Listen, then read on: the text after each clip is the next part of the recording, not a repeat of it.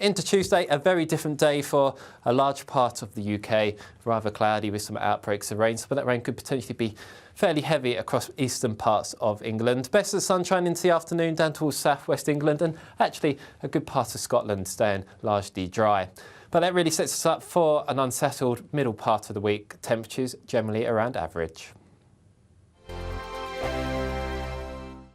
I'm Andrew Doyle. Join me at 7 o'clock every Sunday night for Free Speech Nation, the show where I tackle the week's biggest stories in politics and current affairs with the help of my two comedian panellists and a variety of special guests. Free Speech Nation, Sunday nights from 7 on GB News, the People's Channel, Britain's news channel. I think the most exciting bit for me is talking to ordinary people. People who I think are ignored often by the major news channels.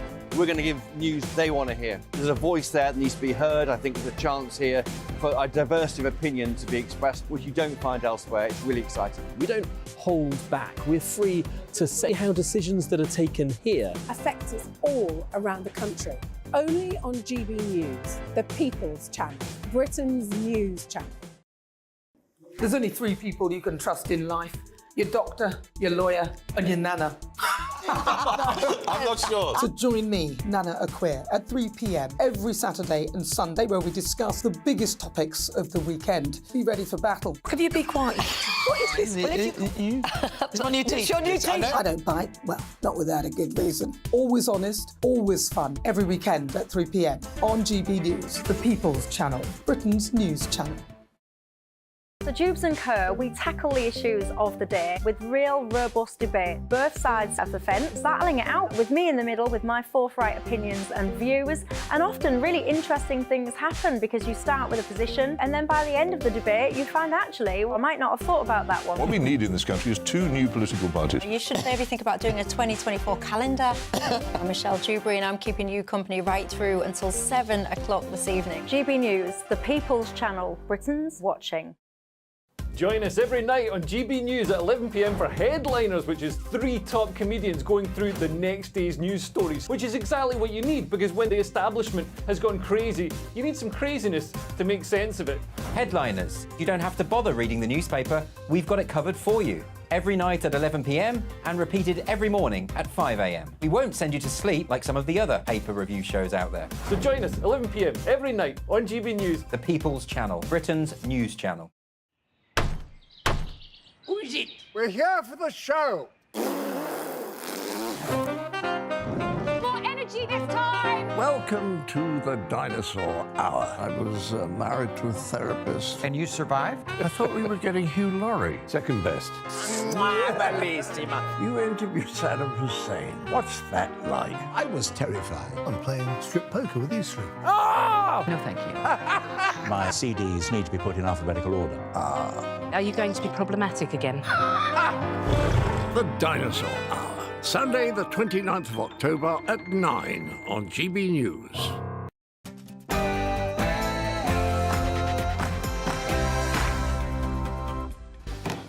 It's coming up to 9 o'clock on television, on radio and online in the United Kingdom and across the world. This is Mark Dolan Tonight.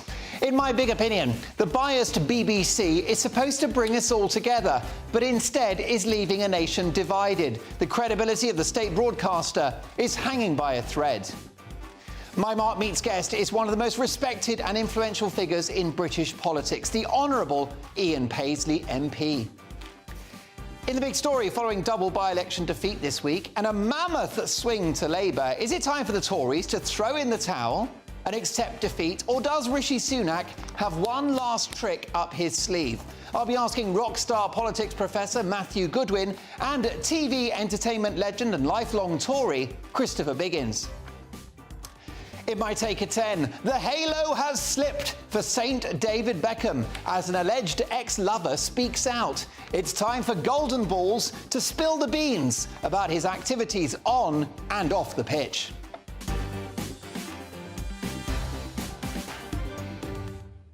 He's been such a naughty boy. And I'm going to be naughty tonight. Naughty but nice. 2 hours of big opinion, big debate and a bit of entertainment along the way. And live in the studio, not just my top pundits, but Anne Widdecombe answering your questions. Lots to get through. My big opinion on the way and the BBC. But first, here's the news and Lisa Hartle.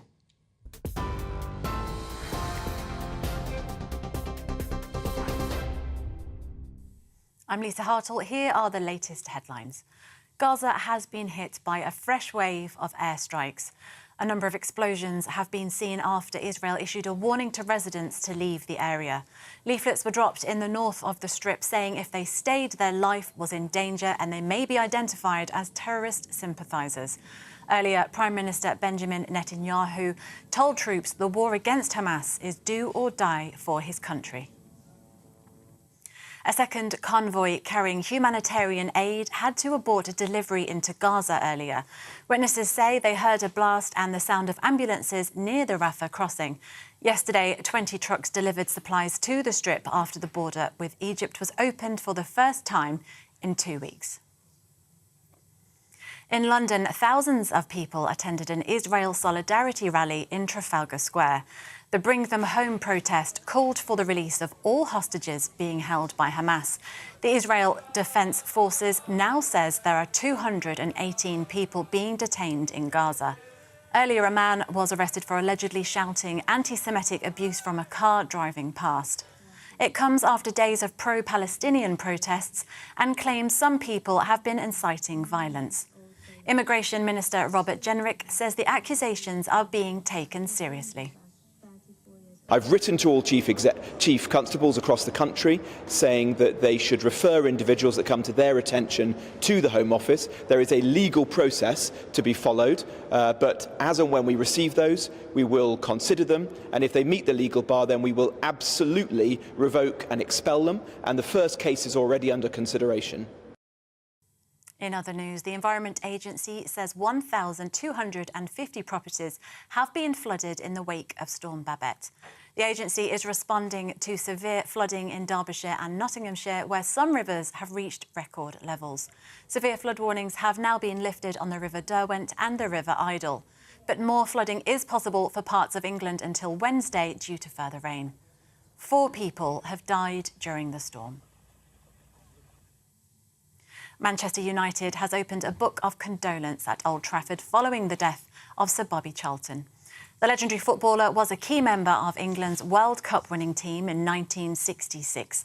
Floral tributes and football shirts are being placed outside the Manchester United Stadium, with his former club saying he'll always be remembered as a giant of the game. This is GB News across the UK on TV, in your car and digital radio and on your smart speaker by saying play GB News. Now it's back to Mark.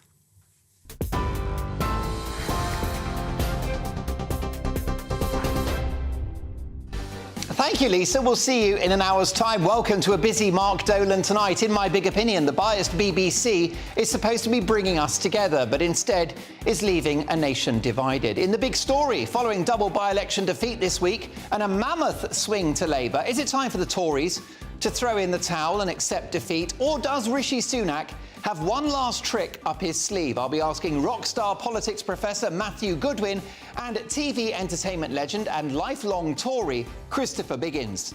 My Mark Meets guest is one of the most respected and influential figures in British politics, the Honourable Ian Paisley MP. Are there parallels between the troubles in Northern Ireland and what's happening in the Middle East? In my Take at 10, the halo has slipped for Saint David Beckham as an alleged ex-lover speaks out. It's time for Golden Balls to spill the beans about his activities both on and off the pitch. If the Tories do collapse at the next election, is Nigel Farage the man to lead them back to victory? I'll be asking politics legend Anne Widdecombe, who tonight joins us live in the studio. We've got tomorrow's front pages at 10:30 sharp with 3 top pundits who haven't been told what to say and who don't follow the script. Tonight, Adrian Hayes, Hilary Freeman and Neil Parish. Tonight, I'll be asking the pundits, should shoplifters be forced to wear a tag? Is it time to skip Sober October in order to help out your local boozer? And what is the correct way to have beans on toast? The debate rages, and let me tell you, we may have the definitive answer. Plus, the most important part of the show, your emails. They come straight to my laptop, mark@gbnews.com, and this show has a strict golden rule. We don't do boring, not on my watch. I just won't have it. A big 2 hours to come, including Anne Widdecombe, live in the studio. But first, my big opinion.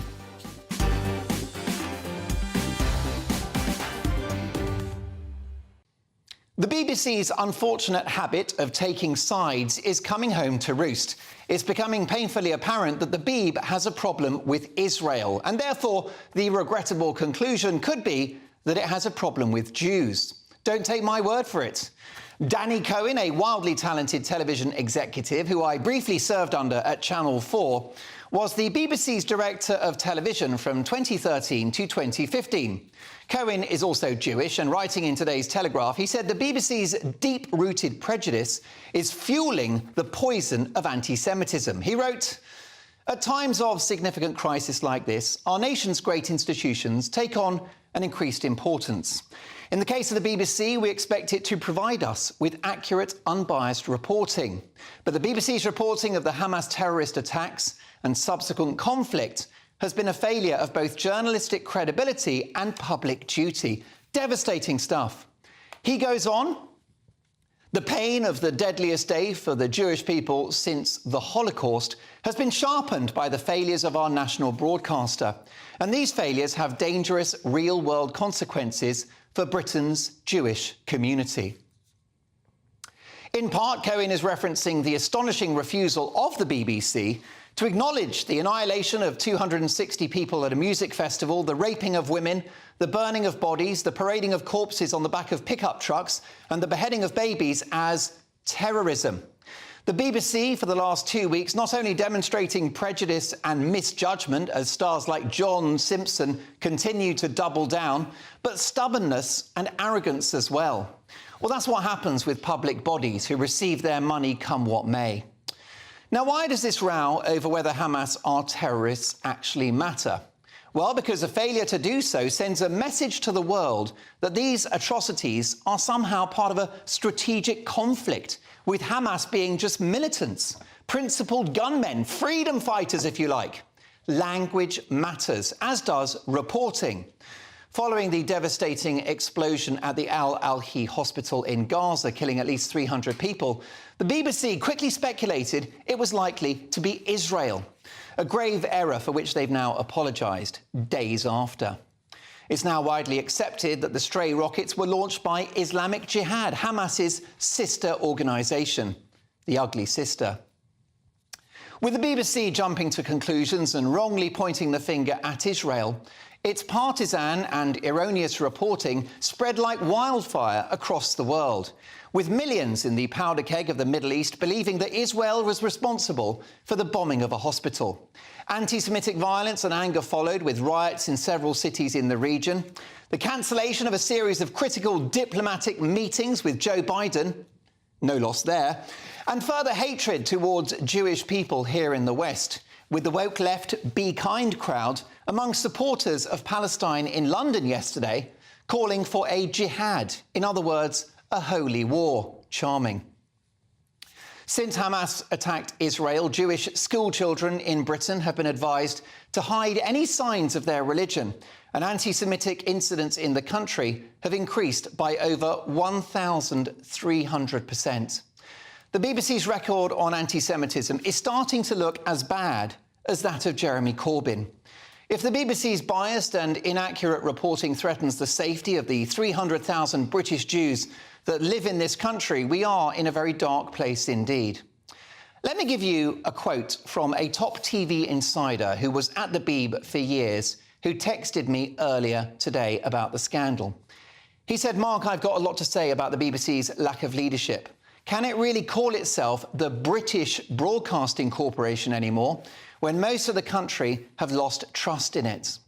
This rich, vast, powerful organisation, which thinks it can behave with impunity, and which thinks it can make boring, politically correct comedy shows and finger-wagging dramas and cover identity politics and fringe issues, rather than making television and radio programmes for everyone, is precipitating its own downfall."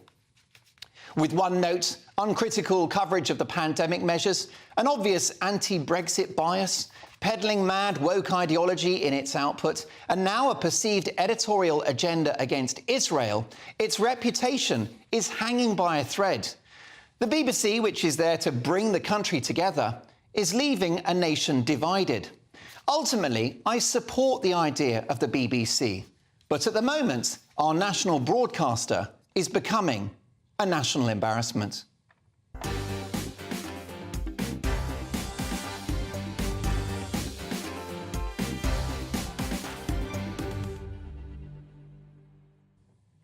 Now, what's your reaction, Mark at gbnews.com? I'll get to your emails shortly, but tonight's top pundits, speaker, coach and social commentator Adrian Hayes, author and journalist Hilary Freeman, and former Conservative MP and farmer Neil Parish. Hilary, I'll start with you because you are Jewish, is that right? Yeah. Your reaction to what this former executive at the BBC had to say? I'm afraid I entirely agree with him. The BBC coverage has just been shocking, and I think it has led to problems for the Jewish community in this country, because people trust what the BBC says, and if there is bias in their reporting, then it has a direct effect on people. So by reporting that without waiting to see the truth, that the hospital bomb was caused by the Israelis, a lot of people have taken that as rote, and it's all very well. It's like when newspapers print a correction. Nobody really notices that. Page 37. Yes, exactly. You know, it's all very well saying, sorry, after the event we got it wrong. The whole point of the BBC and impartial journalism is about not reporting something as fact until it is absolutely sure. And the fact that they jumped to that conclusion says a lot about their bias. And what about the BBC's refusal to call Hamas a terror organisation? Now they've said they're a group who are prescribed as terrorists by the British government. Does that satisfy you? I mean, the BBC would argue that when they didn't use that word, when they used the word militants, they were following procedure and protocol. Do you accept that? Well, not really, because you know, they are known as a terrorist group. They are terrorists. I mean, it's semantics, isn't it? So why not call them terrorists? Everybody else was calling them terrorists. It was a terror attack. Indeed. Neil, I'll come to you in a moment. Adrian, you've served in the military. What was your reaction to the way that bombing of a hospital was reported by the BBC, in which they pretty much took a punt that this was Israel? Yeah. You know what, Neil? I'm looking at this whole war. On one side, the atrocities, the terrorism, the deaths, the carnage and everything. And, of course, the other side is the PR war, the propaganda war, and this whole move to blame this, he did, she did, they did, whatever. And it's blame game. The blame game. And it's just bizarre. But, you know, I've lost faith in mainstream media, not just BBC, to be honest, for a long time, because I want the facts. And their refusal to call it terrorism, if they were consistent, so it's a whole inconsistency that bugs me. As you said in your monologue, very quick to call any lockdown protest anti-vaxxers, anyone across the narrative far right, the Rochdale grooming gangs. They were rapists. And it's this just inconsistency of labelling that really bugs me. We want both facts, we want both sides, and being very cautious before we blame any side, because it does stir up hatred and trouble. Now, I wonder whether we're being too hard on the BBC here, Neil. It has a global reputation for impartiality, arguably the most trusted news source on the planet. The BBC have made a statement saying that they are preoccupied with neutrality and vigorous journalistic standards, for which they have a long track record. Would you agree? No, because on this instance, you know, what do you need to be called a terrorist? If you murder women and children and innocent men, you're not a terrorist group. Of course you are. And of course, I've been listening to the BBC, especially on Radio 4, and what I really object to is not that they bring on the Palestinian and Hamas representatives, but they don't challenge them. They just let them rant and rave about Israel. And they don't actually ask them, why is Israel actually taking this action? You know, if we had lots of women and children and babies killed by a terrorist group, would we not react as a country? Would our population not demand it? And rocket attacks on an almost daily basis. Yes. And, you know, I mean, this is what they're getting all the time. Well, look, folks, what do you think about this? Mark at gbnews.com. Your reaction to the BBC's coverage of this Israel story, what's happening in the Middle East, Israel and Gaza. Let me know your thoughts, but coming up next in the big story, following double by-election defeat this week and a mammoth swing to Labour, is it time for the Tories to throw in the towel and accept defeat? Or does Rishi Sunak have one last trick up his sleeve. I'll be asking rock star Professor Matthew Goodwin and TV entertainment legend and lifelong Tory Christopher Biggins. Is there a future for Sunak? We'll discuss that next. Thank you, Pip. Who is it? We're here for the show.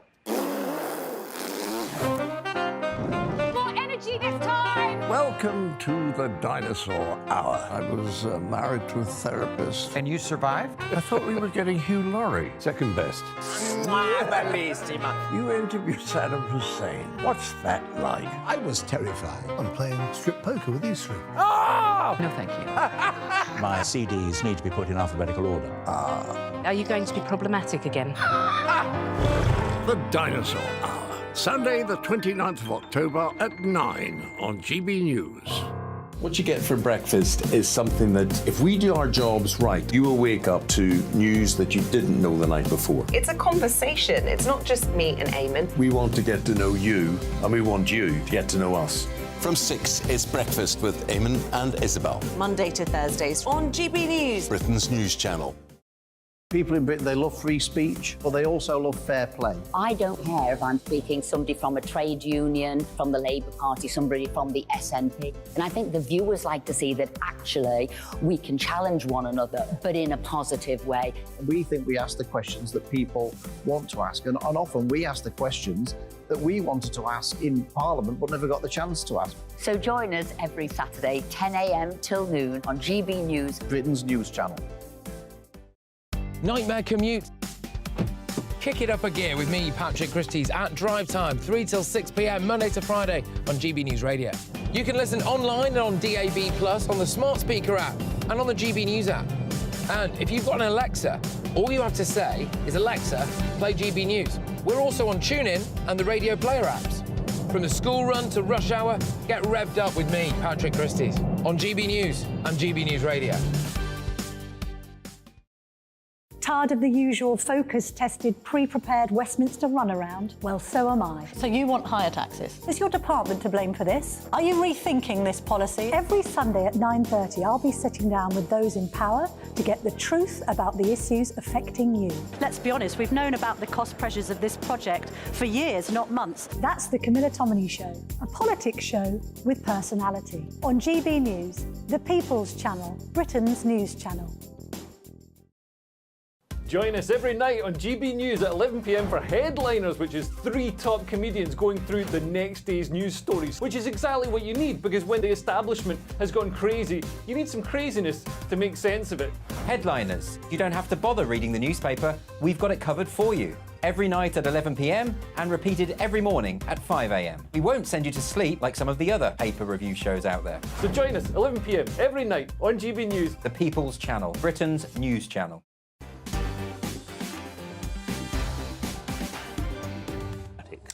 Well, I believe that the BBC have not covered themselves in glory in their coverage of the Israel story, the attack on Israel on the 7th of October. A terror attack, by the way. Big response on email, mark@gbnews.com. This from, let's have a look, Rainbow Warrior, who says, Mark, nobody tunes into the BBC anymore. Wow. They tune into GB News, who know how to report. Well, look, thank you for that. I've got to say, I do think the BBC does have a fantastic tradition of broadcasting and of reporting, but I think they dropped the ball when it comes to Israel. Jim says, Mark, it's obvious that Islam has woven its medieval tentacles within the BBC. Close the tainted curse. It is no longer trusted. Richard, the BBC is 1, the definition of arrogant bias, 2, a disgrace how it's covered the recent terrible events, and 3, a forced tax for something most people wouldn't pay to use by choice.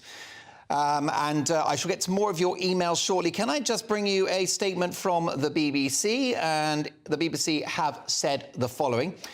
We wouldn't agree with this characterisation of the BBC as regards the Israel hospital story. Our starting point is always impartiality, and we take that incredibly seriously. They go on to say, that's why we take so much effort to get our coverage of significant and complex world events right. OK, folks, listen, I'll get to more of your emails shortly. Don't forget, Anne Widdecombe, live in the studio after 10. But first, the big story. And tonight, the Conservatives suffered a double by-election defeat this week in the safe Tory seats of Bedfordshire and Tamworth, where Labour enjoyed a 23.9% swing from the Tories. Former Business Secretary and GB News star Jacob Rees-Mogg, writing in the Mail newspaper this week, says the Tories are in a torpor not seen since Henry VI's catatonic state. So have the Conservatives reached the point of no return, or is there a lever the beleaguered Rishi Sunak can pull to turn around his fortunes? A cracking piece of journalism in The Sun this weekend from top politics academic Matthew Goodwin, who said Rishi Sunak is in the last chance saloon and he has just only one thing on his side, and that is time. So what do we think? Is it the moment for Mrs Starmer to get into number 10 and measure up for curtains? I'm delighted to say that TV personality and lifelong Conservative Christopher Biggins joins us, and the aforementioned rock star professor of politics at the University of Kent, Matthew Goodwin. Gentlemen, welcome to the show. Let me start with you, Biggins. Do you think it is game over for the Tories now? Have you torn up your membership card? Certainly not. I think there's time, and I think time is of an essence at this particular moment. I think Rishi, if he was to ask the government, the country rather, to go to the polls now, I think it would be a disaster. But I think if he leaves it a little bit longer, or as long as he can leave it, he will make it up, and we will come through waving our Union Jacks and saying, yes, we are here and we want to be here forever. Now, we've just lost the line to Matthew. I'll come back to Matthew in just a moment. Look, time, I think, is a very good point. A week is a long time in politics. What would you like to hear from Rishi Sunak that you think would inspire more people to vote for him? Christopher.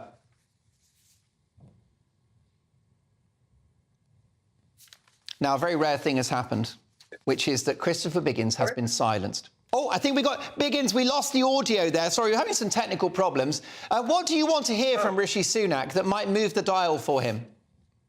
Well, I want to hear him finding some more money to help people who have no money. I mean, you know, we can't be having now these awful times where people have to go to food banks. We have to do something about that. We have to do something about the national health. There's not a money tree anywhere. If there was, we'd all be using it. But government is in a very difficult position. There is not the money around that people think there is. But we should be doing things for the people who need it desperately. We can't have people starving. We can't have people not living the proper life they should. I mean, the whole world is in disrepute at the moment. It's just appalling what's happening around the country. I think it's the end of the world, to be honest with you, Mark. I think this is it. I know. This could be our last interview. I do feel, I hope not, but I do feel we are in dark times. Professor Matthew Goodwin, it's got to be on your bucket list to have a political debate on television with Christopher Biggins. Can I ask you about the main thrust of your piece for The Sun this weekend? What did you say?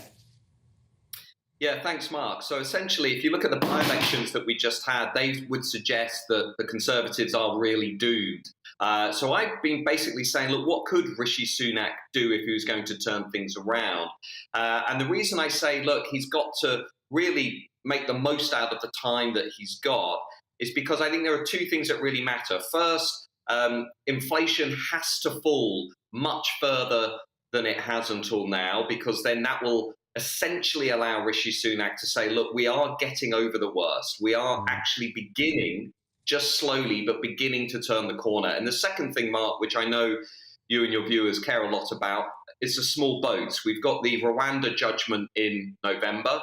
That's just around the corner. Rishi Sunak really needs that judgment to go his way. Again, if that happens, he'll be able to go into the election at the end of 24 saying, look, you might not like the Conservative Party, but the reality is inflation is coming down, the small boat numbers are coming down, we're beginning to deal with these problems. Will that be enough? I don't know. I would still think, he's got maybe a 5% chance of winning the election. But he really needs these things to go his way now, Mark, in the next year. Well, it's all about momentum, isn't it, Christopher? And I just wonder whether the British public, the voting public, have a profound sense of common sense, and I wonder whether they feel, even if they don't like Keir Starmer, even if they don't like Labour, they might just think, God, it's time for a change. Do you think that's going to happen? Well, a change would be interesting, and there's nothing wrong in change. Changes are marvellous things. What I would like, because we're in such a terrible, terrible position in this country at the moment, I hate the idea of coalition governments. But why don't everybody come together and try and sort out our problems? And the problems are there. We mustn't just have fighting in the House of Commons, saying this and that and shouting at each other. We must all get together and try and solve it. Coalition, no, but get together as a group of human beings who want something better for this country. That's a brilliant idea. A government of national unity, just like we had during the war. Biggins, I love that thought. I wish it would happen. I doubt it will. Matthew, can we talk about some rare positives for the Tories? It's always been my view that although he's not as charismatic as Boris Johnson, Rishi Sunak edges it as the better CEO of the country than Keir Starmer. Do you think in our increasingly presidential system that this could help Sunak in a year's time? I think instinctively, I agree with you, Mark, in the sense that Rishi, I think, is adapting to the role. If you saw him on the world stage this last week doing the Middle East talks and negotiations, he looked prime ministerial at points. But look, the reality is, nobody in frontline British politics today is very popular. Both Keir Starmer and Rishi Sunak really have leadership ratings that are a long way from, say, Tony Blair in the 90s or Margaret Thatcher at her peak. And we are somewhat unique in having a pretty unpopular political class. And one of the key things that you just mentioned, which is bang on the money, is it time for a change? Now, that's one of the questions that really goes a long way to predicting the next election. And about 65% of Brits today, Mark, say, you know what, it's time for a change. And when you've got 2/3 of the country saying it's time for a change, it's very difficult for any leader, however popular, to push back against that. What would you like to see happening to the Tories after the election, Christopher, if it doesn't work out for them? What direction should they take? They should go and think about what they've done and how they haven't succeeded. And perhaps in the next election, they can come forward. I mean, I think there are problems with every single party we have. And that is the real problem, I think. There's nobody really that opposing Rishi that I would think, yes, this is the man. This is the man. This is the woman that I want to take hold of this country and do something. There's nobody there. What do you think, Matthew? I know it's a little early for the post-mortem, but how do the Tories regroup after the next election if they are eviscerated? Well, I was just going to say, Mark, maybe one thing we might need in this country is a new political party. Maybe we need a new political movement that is more in touch with where the voters really are. My big worry for the Conservatives is that they will wrongly conclude that the answer to this is to move away from all of the things that Suella and others have been talking about, and they'll rush behind a Penny Mordaunt or some kind of, one nation kind of wet Tory, and it will be very difficult for them if they do that. I think what they need to do, and Christopher alluded to this, they've got to spend some time in opposition and think about who they are and think about what do they believe. What do they want to do to the country? Because at the moment, I look at a Conservative Party and to be honest, I don't see much conservatism. I don't see a party that's trying to conserve the country in any serious way. If anything, I see a party that's trying to radically change the country in lots of ways that voters don't like. So I suspect that they will have a lot of time to think about those questions very soon. Do check out Matthew Goodwin's brilliant Substack articles at matthewjgoodwin.com. And Christopher Biggins will be back on the Mark Dolan Tonight sofa very soon. Thanks, Biggins, and thank you, Matthew. Your reaction, mark at gbnews.com. Coming up with tonight's pundits. Should shoplifters be forced to wear a tag? And is it time to skip Sober October in order to help out our local boozer? All of that is next. Plus, if the Tories collapse at the next election, is Nigel Farage the man to lead them back to victory? That is tonight's text poll. The results are in. I shall reveal all next. I'm Andrew Doyle. Join me at 7 o'clock every Sunday night for Free Speech Nation, the show where I tackle the week's biggest stories in politics and current affairs with the help of my two comedian panellists and a variety of special guests. Free Speech Nation, Sunday nights from 7 on GB News, the People's Channel, Britain's news channel. I think the most exciting bit for me is talking to ordinary people. People who I think are ignored often by the major news channels. We're going to give news they want to hear. There's a voice there that needs to be heard. I think there's a chance here for a diversity of opinion to be expressed, which you don't find elsewhere. It's really exciting. We don't hold back. We're free to say how decisions that are taken here affect us all around the country. Only on GB News, the People's Channel, Britain's news channel. There's only three people you can trust in life: your doctor, your lawyer, and your nana. I'm not sure. So join me, Nana Aquare, at 3 p.m. every Saturday and Sunday, where we discuss the biggest topics of the weekend. Be ready for battle. Could you be quiet? What is this? It's my new teeth. It's your new teeth. I don't bite. Well, not without a good reason. Always honest, always fun. Every weekend at 3 p.m. on GB News, the People's Channel, Britain's news channel. So Jubes and Kerr, we tackle the issues of the day with real, robust debate, both sides of the fence, battling it out with me in the middle with my forthright opinions and views. And often really interesting things happen because you start with a position and then by the end of the debate you find actually, well, I might not have thought about that one. What we need in this country is two new political parties. You should maybe think about doing a 2024 calendar. I'm Michelle Dewberry and I'm keeping you company right through until 7 o'clock this evening. GB News, the People's Channel, Britain's watching. Join us every night on GB News at 11 p.m. for Headliners, which is 3 top comedians going through the next day's news stories, which is exactly what you need, because when the establishment has gone crazy, you need some craziness to make sense of it. Headliners. You don't have to bother reading the newspaper. We've got it covered for you. Every night at 11 p.m. and repeated every morning at 5 a.m. We won't send you to sleep like some of the other paper review shows out there. So join us 11 p.m. every night on GB News, the People's Channel, Britain's news channel. Who is it? We're here for the show. More energy this time! Welcome to the Dinosaur Hour. I was married to a therapist. And you survived? I thought we were getting Hugh Laurie. Second best. You interviewed Saddam Hussein. What's that like? I was terrified. I'm playing strip poker with these three. Oh! No, thank you. My CDs need to be put in alphabetical order. Are you going to be problematic again? The Dinosaur Hour. Sunday, the 29th of October at 9 on GB News.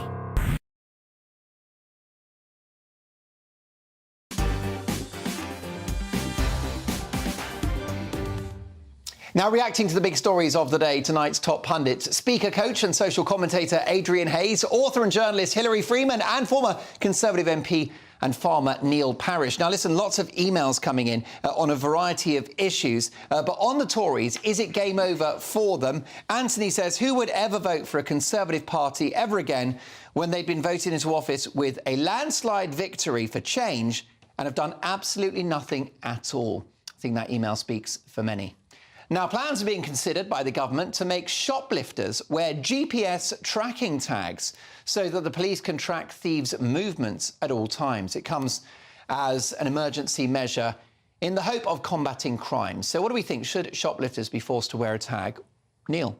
I think they should, actually, because I think the short-term sentencing for serial shoplifters does no good at all, because I think they go into the best school of crime they can find. They make the best contacts possible while they're in prison and probably get out and are a damn sight worse than they were before they went in there. So what you need to be able to do is literally track them, sort them out, and hopefully it might actually help with their behaviour in the shops as well, because a lot of abuse to shop workers and others. So there's a real problem, especially for your smaller shops, virtually putting some of them out of business because of shoplifting. And so, you know, I think it needs to reaction, but I think sending people to jail doesn't work for short-term sentencing. So therefore, I think the tagging is good, as long as they are actually properly tagged, properly reacted to, and actually action is taken to stop them shoplifting. That's the key to the whole thing. What do you think about this, Hilary?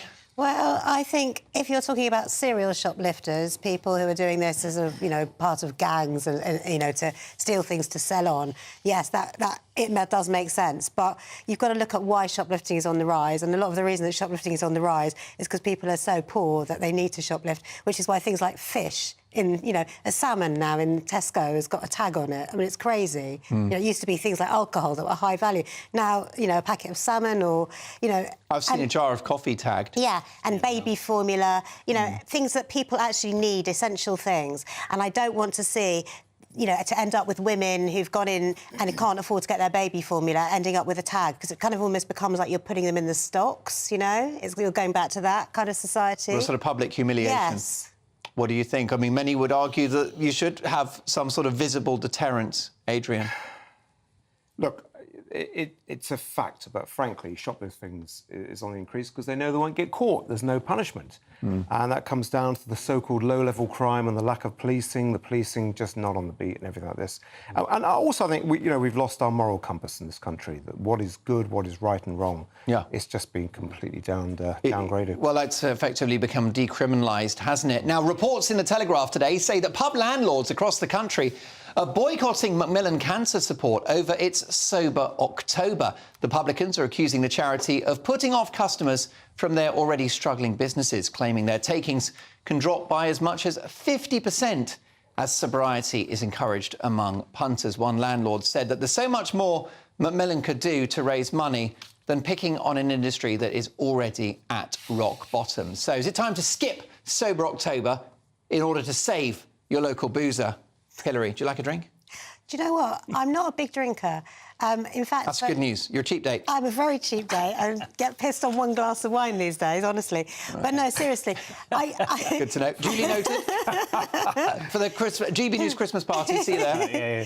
But I didn't drink for a while at all for health reasons. And I didn't actually miss it all that much. But one thing I did find was that pubs have a terrible, terrible selection of soft drinks. Yeah. And perhaps if these pubs are complaining about Sober October, why don't they provide much more interesting and varied soft drinks that people will still come to the pub? Yeah. You don't just go to the pub to get drunk. You go to the pub to socialise and to talk to people. So, soft drinks. When you gave up drinking, did you lose many friends? No, I gained quite a lot because I was an even cheaper date. There you go. That would do it. And you were coherent as well. Exactly. And probably could give people a lift home. Adrian, what do you think about this? Because pubs are already struggling. Sober October. And also, can I be honest with you? With all that's going on in the news at the moment, I think we need a drink, don't we? Yeah, I agree. I mean, I don't like these months. This dry January, this Movember, these things. The vegan one. What's the vegan? Veganuary? Yeah, is it that one? Definitely don't like that. 1 month. And it says the farmer's not happy. red meat farmer. I mean, let's be honest. 1 month off alcohol, if you get pissed all the time, the rest of the 11 months of the year is not going to change your succumbing to cancer, if that's part of the things. Yeah. Look, I'm passionate about cancer. I think if we put far more money into that than we had into certain other diseases and things. That begin with C. Yes, yes, we know that. But I mean, but the cancer charities, by the way, if Macmillan are looking to raise more money, how about a bit of amalgamation of the 600 cancer charities that are in the UK right now? 600 odd. So a little bit. I'm a little bit cynical about the charity world, full stop. So, well, they have quite often. I mean, I think Macmillan do a great job, but some of them have these massive central London headquarters, don't they? Yeah, with big teams of staff and the bureaucracy. A bit of amalgamation would help the fundraising as well. Yes. What do you think about this, Neil? Yeah, I mean, do you have a little tipple when you're at your farmyard table? I like a drink, but I think... You know when you've been milking bovines all day? You don't milk bovines. They're beef animals. You know what? I do need to educate you on these. I need a trip to that barn. I've got to say... But seriously, drinking...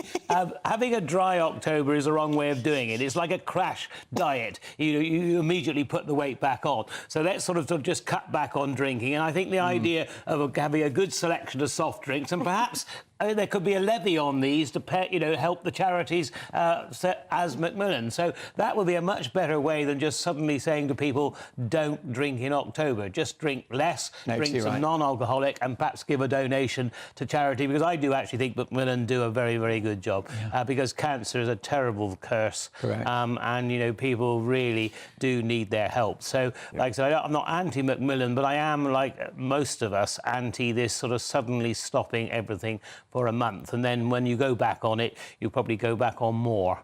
And that's not good. So therefore, let's sort of reduce it and go on to more soft drinks. The other thing, the non-alcoholic beers these days in this country are phenomenal. Better than anywhere in Europe. They're way better. I have had, can I name a brand? Go for it. Guinness Zero last night, and it actually tastes like the real thing. So I barely drink like you, just one glass of wine, a couple of glasses of wine a week, because trying to keep the carbs low, as you'll know. Yeah, but your body's a temple, isn't it? Yeah, a ruined one.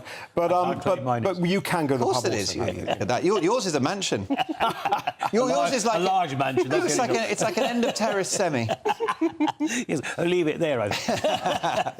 But look, there you go, folks. By the way, of course, we've had a bit of a laugh about alcohol. But if you are having any problems with it, if you're struggling with it, do reach out for help. Speak to your GP, Alcoholics Anonymous, all the rest of it. You mustn't suffer in silence. Booze is a tremendous blessing, but it can be a problem for many people, so be careful out there. Coming up in my Take at 10, you won't want to miss this, folks. 20 minutes from now, the halo has slipped for Saint David Beckham as an alleged ex-lover speaks out. It's time for Golden Balls to spill the beans about his activities both on and off the pitch. But next up, my Mark Meets guest is one of the most respected and influential figures in British politics, the Honourable Ian Paisley MP. He'll talk about his remarkable father and whether he thinks there are parallels between what happened in Northern Ireland with the Troubles and what's happening now in the Middle East. Ian Paisley in the studio next.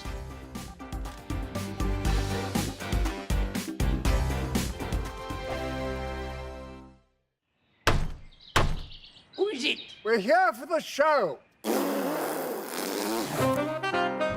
More energy this time! Welcome to the Dinosaur Hour. I was married to a therapist. And you survived? I thought we were getting Hugh Laurie. Second best. You interviewed Saddam Hussein. What's that like? I was terrified. I'm playing strip poker with these three. Oh! No, thank you. My CDs need to be put in alphabetical order. Are you going to be problematic again? The Dinosaur Hour. Sunday, the 29th of October at 9 on GBNews. Tired of the usual focus-tested, pre-prepared Westminster runaround? Well, so am I. So you want higher taxes? Is your department to blame for this? Are you rethinking this policy? Every Sunday at 9:30, I'll be sitting down with those in power to get the truth about the issues affecting you. Let's be honest, we've known about the cost pressures of this project for years, not months. That's the Camilla Tominey Show, a politics show with personality. On GB News, the People's Channel, Britain's news channel. Join me, Patrick Christie's Monday to Friday, 3 till 6. We tackle the day's news agenda like you've never seen before. It's high tempo, high octane, the most controversial topics, and the best guests. You will not be able to take your eyes and ears off it. I'm not afraid to ask the questions that you really want answered. 3 till 6 p.m, Monday to Friday on GB News, the People's Channel, Britain's news channel. Now then, Lee Anderson here. Join me on GB News on my show, The Real World, every Friday at 7 p.m. I'm not eating bloody cat. Are you delicious? mental? Open your mouth. OK, here comes a train. Reminds me of the scene in Singing in the Rain. Adam, is that a good one? Whoa! Join me at 7 on GB News, Britain's news channel. I'm Andrew Doyle. Join me at 7 o'clock every Sunday night for Free Speech Nation, the show where I tackle the week's biggest stories in politics and current affairs with the help of my two comedian panellists and a variety of special guests. Free Speech Nation, Sunday nights from 7 on GB News, the People's Channel, Britain's news channel. GB News, unlike other broadcasters, isn't obsessed with the London-Westminster bubble. We think there's a nation beyond the M25, and that's why we talk about the issues that matter across the land. Join me on State of the Nation, 8 to 9 o'clock, Monday to Thursday, on GB News. Daisy's listening, and you should too. I think the most exciting bit for me is talking to ordinary people. People who I think are ignored often by the major news channels. we're going to give news they want to hear. There's a voice there that needs to be heard. I think there's a chance here for a diversity of opinion to be expressed, which you don't find elsewhere. It's really exciting. We don't hold back. We're free to say how decisions that are taken here affect us all around the country. Only on GB News, the People's Channel, Britain's news channel.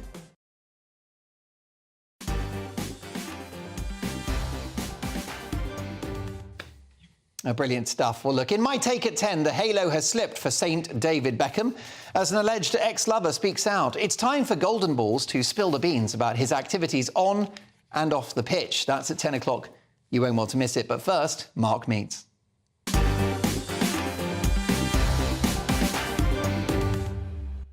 And tonight, one of the best known and most respected figures in British politics, the Honourable Ian Paisley, the Democratic Unionist Party Member of Parliament for North Antrim, who succeeded his iconic father in that seat, of course, the Reverend Ian Paisley. There are many issues in his inbox. Brexit has seen an unsatisfactory settlement for Northern Ireland, which many argue is being treated now as a vassal state of the EU. And there's still no power-sharing agreement in Stormont. So what is the future for this important part of the United Kingdom, which limps on without a functioning government? What about the peace process? And are there parallels with what happened in Northern Ireland during the Troubles and Israel and Gaza right now? Are those comparisons appropriate? And could a similar peace be achieved in the Middle East, as we saw in Northern Ireland? Who better to ask than Ian Paisley MP. Ian, thank you so much for coming in. Thank you for having me. Lovely to have you with us on a Sunday night. What, if you weren't here, what would you be doing? Would you be nursing a nice sort of whiskey or something? I've actually been nursing my grandson, who turned a year on Sunday. Last Sunday. So he's a wonderful little guy, George. So he might even be watching me tonight, so who knows. Well, there you go. Hello, little George. I'm sure he's a fine little No, lad. I was coming through the airport tonight on my way over here, and one of the guys in the airport stopped and says, "You're doing GB TV tonight." I went, that's right. Is that right? Yes. And so it was a very popular programme, Mark. Well, and he said, "You have to give Mark something from Northern Ireland." So, no expenses spared. I brought you a pack of Ulster's Tato crisps, cheese and onion. Absolute favourite. And you know, made in Ulster, taste of Ulster, so you enjoy them. Don't share them. This is wonderful. Look, I'm so honoured. I'm so grateful. This is an absolute delicacy. Yeah, absolutely. And my father is from County Cavan. Well. And he went to school in Enniskillen. Wow. And so I'm very familiar with these. This is a taste of my childhood. They are fantastic. Other brands, of course, are available, but these are the best. Let's have a little, there you go, Tato. They do go very well with a bottle of Sidona. All right, OK. Yeah, or probably rather a pint of Guinness. Well, you know what's great with them? Honestly, 2 white pieces of bread, salad cream, and them in the middle.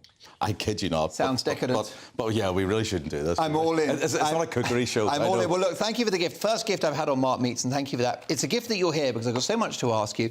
Can we start with the important business that matters to you, to your constituents, to my viewers and listeners in Northern Ireland, power sharing? When will we see a return to power sharing? What needs to happen? Well, look, let's be absolutely clear. We want to have a power sharing executive. Yeah. The people of Northern Ireland have elected politicians to do this. But the reason, and that's the reason why there isn't power sharing, and that's because the government hasn't delivered Brexit properly to Northern Ireland. They're still beholden to the EU with regards to, first of all, the protocol. And then, of course, we're told you never change it. We did change it. We got the Windsor Framework. Let's change it and complete the job. Let's give us the tools, finish the job, and let us get Brexit done with in Northern Ireland. That happens, you will then have an executive in Northern Ireland. The reason why we don't have an executive is because unionist ministers would have to work an agreement that contained a protocol or a Windsor Framework that was actually undermining the union. Indeed, it basically dilutes the principle of the United Kingdom and treats Northern Ireland differently, even though we are one country. Totally different. Like, even take food. It's a wonder I was able to get that food over here actually tonight, you know, without having to fill in an export form. I mean, I know we laugh about it, but seriously, products coming from GB to Northern Ireland, same part of the same kingdom, and you have to fill in forms. It is appalling. What about the next election? How might the outcome of the next election impact the future of power sharing? I think that's Look, I think there is going to be a change in government. And I think looking at the results of the weekend in the last election there, it probably is going to be quite a decisive. 2 by-elections, big swing to Labour. And what's happening in Scotland. So Labour has it all to play for. At this point, of course, it's up to government to lose the election. And I've always taken the view that Labour's bark is worse than its bite. I was very pleased with what Keir Starmer said a few days ago before his party conference, that United Ireland referendum wasn't even on the cards as far as he was concerned. That's very reassuring about stabilising things, that we'll just be dealing with normal politics under those circumstances of a Labour government. But in my view is, if we do get a Labour government, maybe that is the dynamic that is required to get the changes with Europe and therefore to get a government set up, because I've been disappointed with what the Tory government has done to us. How long will you and your party sit on your hands as Stormont doesn't have a governing executive? I mean, will you wait a year, 2 years? Is there any time limit to Well, this? let's be clear, we don't want to do this. This is the last resort. We said that there was a whole lot of steps that could have been taken, and our party leaders had to take these drastic measures, which we really didn't want to do. So we haven't put a time limit on it. What we're trying to do is get the solution. So the ball is very much at Chris Heaton-Harris's toe, the Secretary of State for Northern Ireland, and it's up to him to kick it in the right direction. Northern Ireland, a beautiful country, amazing people, amazing history, amazing culture, excellent crisps. Yes. And a troubled past. Yeah. So it's 2023 now. We're in a far better place than we were when you were growing up as a lad, and indeed when I was growing up as a lad. So what are your memories of the Troubles, and how did that shape your political outlook? Look, the Troubles were a daily occurrence. So I was born in 1966, and by the mid-70s, when I was a 10-year-old, I mean, the Troubles were a daily occurrence. We were waking up to the sounds on our radio, either of shops, centres being destroyed by bombs, soldiers or police officers being murdered, civilians being murdered in retaliatory shootings, a sectarian warfare going on. It was horrible. And unemployment was at an all-time high. The sense of hopelessness was palpable. And there was a lack of firm government to actually deal with this. Thankfully, that did change, and it changed for the better. We now have the lowest unemployment levels across the UK. We've got a massive amount of our people not only work in the civil service for the UK, but also in the armed services. I think with a population of about 2% of the whole of the UK, we're about 7% of the army. That's remarkable. It is incredible. So we make a major contribution. And good people who have got your back. Good people, genuine people. They will tell you a spade is a spade. They will tell it straight to you, but they're honourable and they're loyal. And those people deserve the very best, like every other citizen of the United Kingdom. And because for almost 40 years they had the very worst, and a lot of them paid with their own blood to remain British. Indeed. Your father, the Reverend Ian Paisley, was a key figure in that journey to peace. What are your memories of your amazing dad? Dad was the biggest alpha male you could probably ever meet. He was dominant. He was... Booming voice. Absolutely. Big physical presence as well. Yeah, big physical man, but a charmer as well, you know, could turn it on in terms of making a speech, a wonderful orator. But if you ask me who was my father was a pastor, he was a preacher. Yeah. That was his real job. He just loved caring for people and being a pastor, and then he took that into his political role as well. So he was active in politics, elected for over 40 years to the House of Commons, a member of the House of Lords, a member of the European Parliament, a member of various assemblies in Northern Ireland. So a full-time politician, but also a person who had real passion and charisma and a desire to change things for the better in Northern Ireland. And I think he used to say, it's not how you start a race, son, it's how you finish it. That's and brilliant. Dad finished really well. He finished really well in terms of the province and in terms of how Northern Ireland ended up. Amazing legacy, and his relationship with Martin McGuinness, the former Commander-in-Chief of the IRA, quite remarkable, that journey, and it shows what a forgiving nature he had and what a pragmatist he was. He wasn't quite the sort of inflexible firebrand that he was characterised as. Remember, he was once asked, what has attracted you to have a relationship with the former commander of the Provisional IRA? And he said the word former.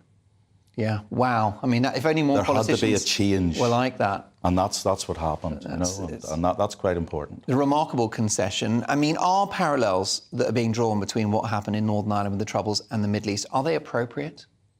Comparative politics is always a difficult area, you know, to compare, say, Northern Ireland to Cyprus, another partition state, or to Israel and Palestine. No, I don't think it is entirely appropriate, but I think there are certain principles at stake. So, for example, with the Israeli people being just targeted and butchered and indiscriminately, I mean, my empathy and sympathy is with them in that regard. To see their people kidnapped. We had people kidnapped during our troubles. We had people disappear during our troubles. We had people just indiscriminately bombed and murdered. So I have total sympathy with them and their right and respect their right to respond to that legitimately. And they will respond to it legitimately. Israel is a democratic nation. It respects the international rule of law, and it has a right to defend its citizens and its territory. And I wish them well, and I pray for Israel. I mean, there's a beautiful verse in the Bible that Christ wept over Jerusalem. And I think that that's incredibly important, that as Christians we recognise that we should be compassionate about all of Jerusalem. And Jerusalem is, of course, a divided city, with divided people in it, and we should weep for them all. Will the Union, United Kingdom, Great Britain and Northern Ireland, will it still be here in 50 years' time? My little grandson is going to enjoy the Union. And his children are going to enjoy the Union. George. Young George. And he's going to enjoy the Union because it is the best union and longest union in the world. Yeah. And why is it a there? successful union. Successful union, economically, culturally, socially, politically, historically. It is successful. Yes, it has bumps along the way, but it's a winning place to be. And I want to be on the winning side, don't you? Well, I most certainly do. Listen, what a thrill to have you in the studio. I know you're back in the Commons tomorrow. Yeah. More power to you. Thank you very much. Thank you very much, Mark. To Ian Paisley, MP. And the Tatoes, by the way. Look, I'd better be sort of proper about it and compliant and say there's Walker's Crisps as well. Sainsbury's own brand, but nothing quite beats these. Even just the smell. Now, coming up in the 10 o'clock hour, tomorrow's paper's hot off the press with live reaction from tonight's top pundits. And in my take at 10, you won't want to miss this, the halo has slipped for Saint David Beckham as an alleged ex-lover speaks out. It's time for Golden Balls to spill the beans about his activities both on and off the pitch. Get the kettle on, and I'll see you in 2.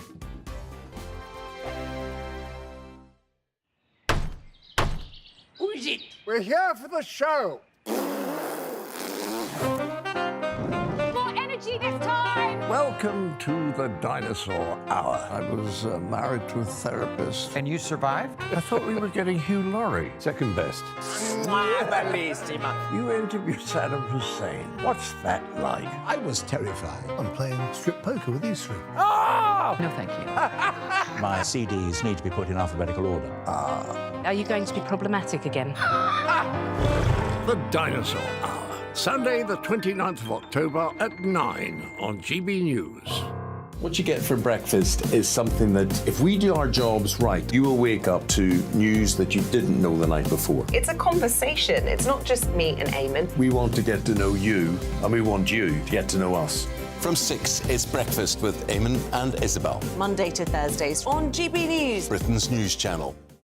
People in Britain, they love free speech, but they also love fair play. I don't care if I'm speaking somebody from a trade union, from the Labour Party, somebody from the SNP. And I think the viewers like to see that actually we can challenge one another, but in a positive way.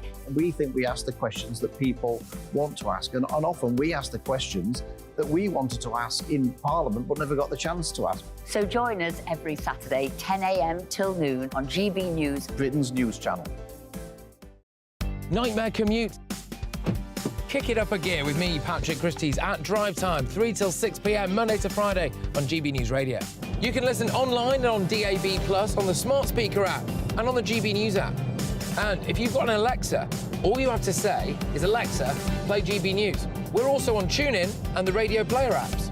From the school run to rush hour, get revved up with me, Patrick Christie's, on GB News and GB News Radio. Tired of the usual focus-tested, pre-prepared Westminster runaround? Well, so am I. So you want higher taxes? Is your department to blame for this? Are you rethinking this policy? Every Sunday at 9:30, I'll be sitting down with those in power to get the truth about the issues affecting you. Let's be honest, we've known about the cost pressures of this project for years, not months. That's the Camilla Tominey Show, a politics show with personality. On GB News, the People's Channel, Britain's news channel. Join us every night on GB News at 11 p.m. for Headliners, which is 3 top comedians going through the next day's news stories, which is exactly what you need, because when the establishment has gone crazy, you need some craziness to make sense of it. Headliners. You don't have to bother reading the newspaper. We've got it covered for you. Every night at 11 p.m. and repeated every morning at 5 a.m. We won't send you to sleep like some of the other paper review shows out there. So join us 11 p.m. every night on GB News. The People's Channel, Britain's news channel.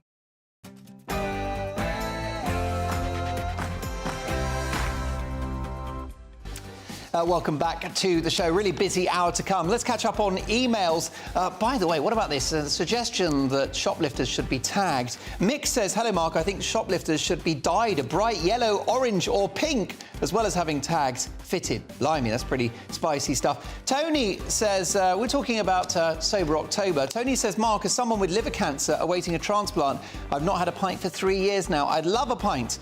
Tony, listen, I'm really sorry to hear that you've been poorly. I wish you a speedy recovery. I want all my viewers and listeners to be in optimum health. It is at 10 o'clock on television, on radio and online. In the United Kingdom and across the world, this is Mark Dolan Tonight. In my take at 10, looking forward to this, the halo has slipped for Saint David Beckham as an alleged ex-lover speaks out. It's time for Golden Balls to spill the beans about his activities on and off the pitch. If the Tories do collapse at the next election, is Nigel Farage the man to lead them back to victory? I'll be asking politics legend Anne Widdecombe, who joins us live in the studio. Plus, tomorrow's newspaper front pages and live reaction in the studio from my top pundits. So, a packed show, lots to get through. I will be dealing with David Beckham in just 2 minutes. You won't want to miss it. First, here's the news and a good friend of mine, Lisa Hartle.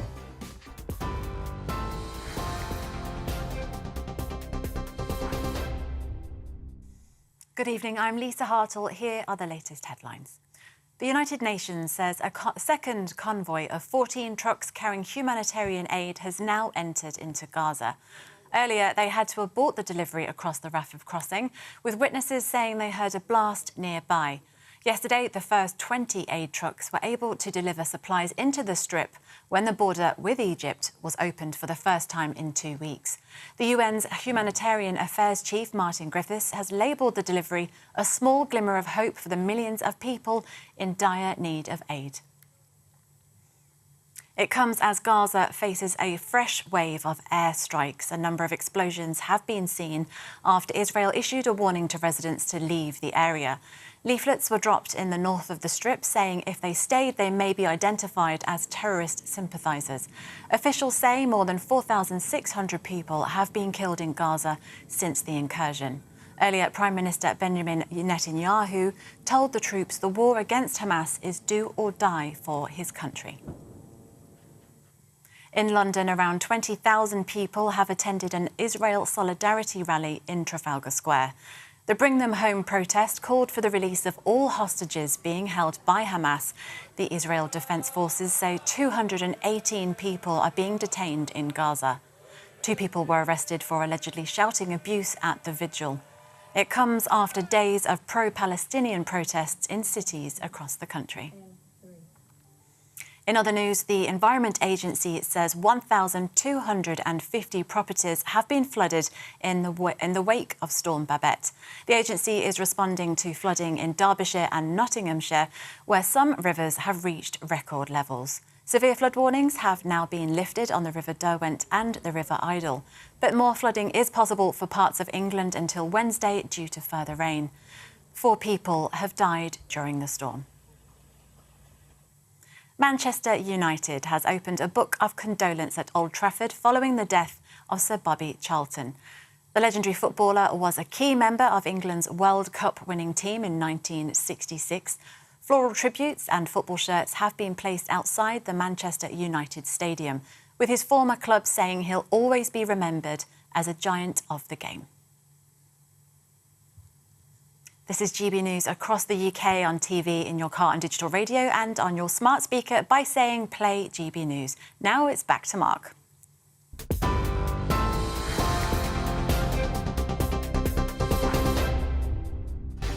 My thanks to Lisa Hartle, who returns in an hour's time. Welcome to Mark Dolan Tonight. Busy hour to come. If the Tories do collapse at the next election, is Nigel Farage the man to lead them back to victory? I'll be asking politics legend Anne Widdecombe, who for one night only is live in the studio. Plus, tomorrow's newspaper front pages and live reaction from my top pundits. This evening, speaker, coach and social commentator Adrian Hayes, author and journalist Hilary Freeman, and former Conservative MP and now farmer Neil Parish. They'll be nominating their headline heroes and back page zeros of the day. So a packed hour, and those papers are coming, plus Anne Widdecombe live in the studio. First, my take at 10.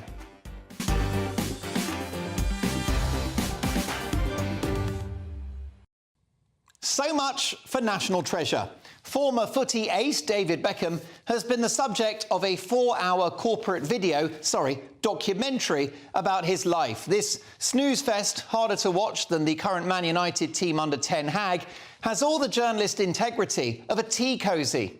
And cosy is the word, as it paints a picture of this loving family man. His perfect marriage to his perfect wife, raising perfect kids as he tends to his perfect hair, perfect beard and perfect portfolio of corporate clients.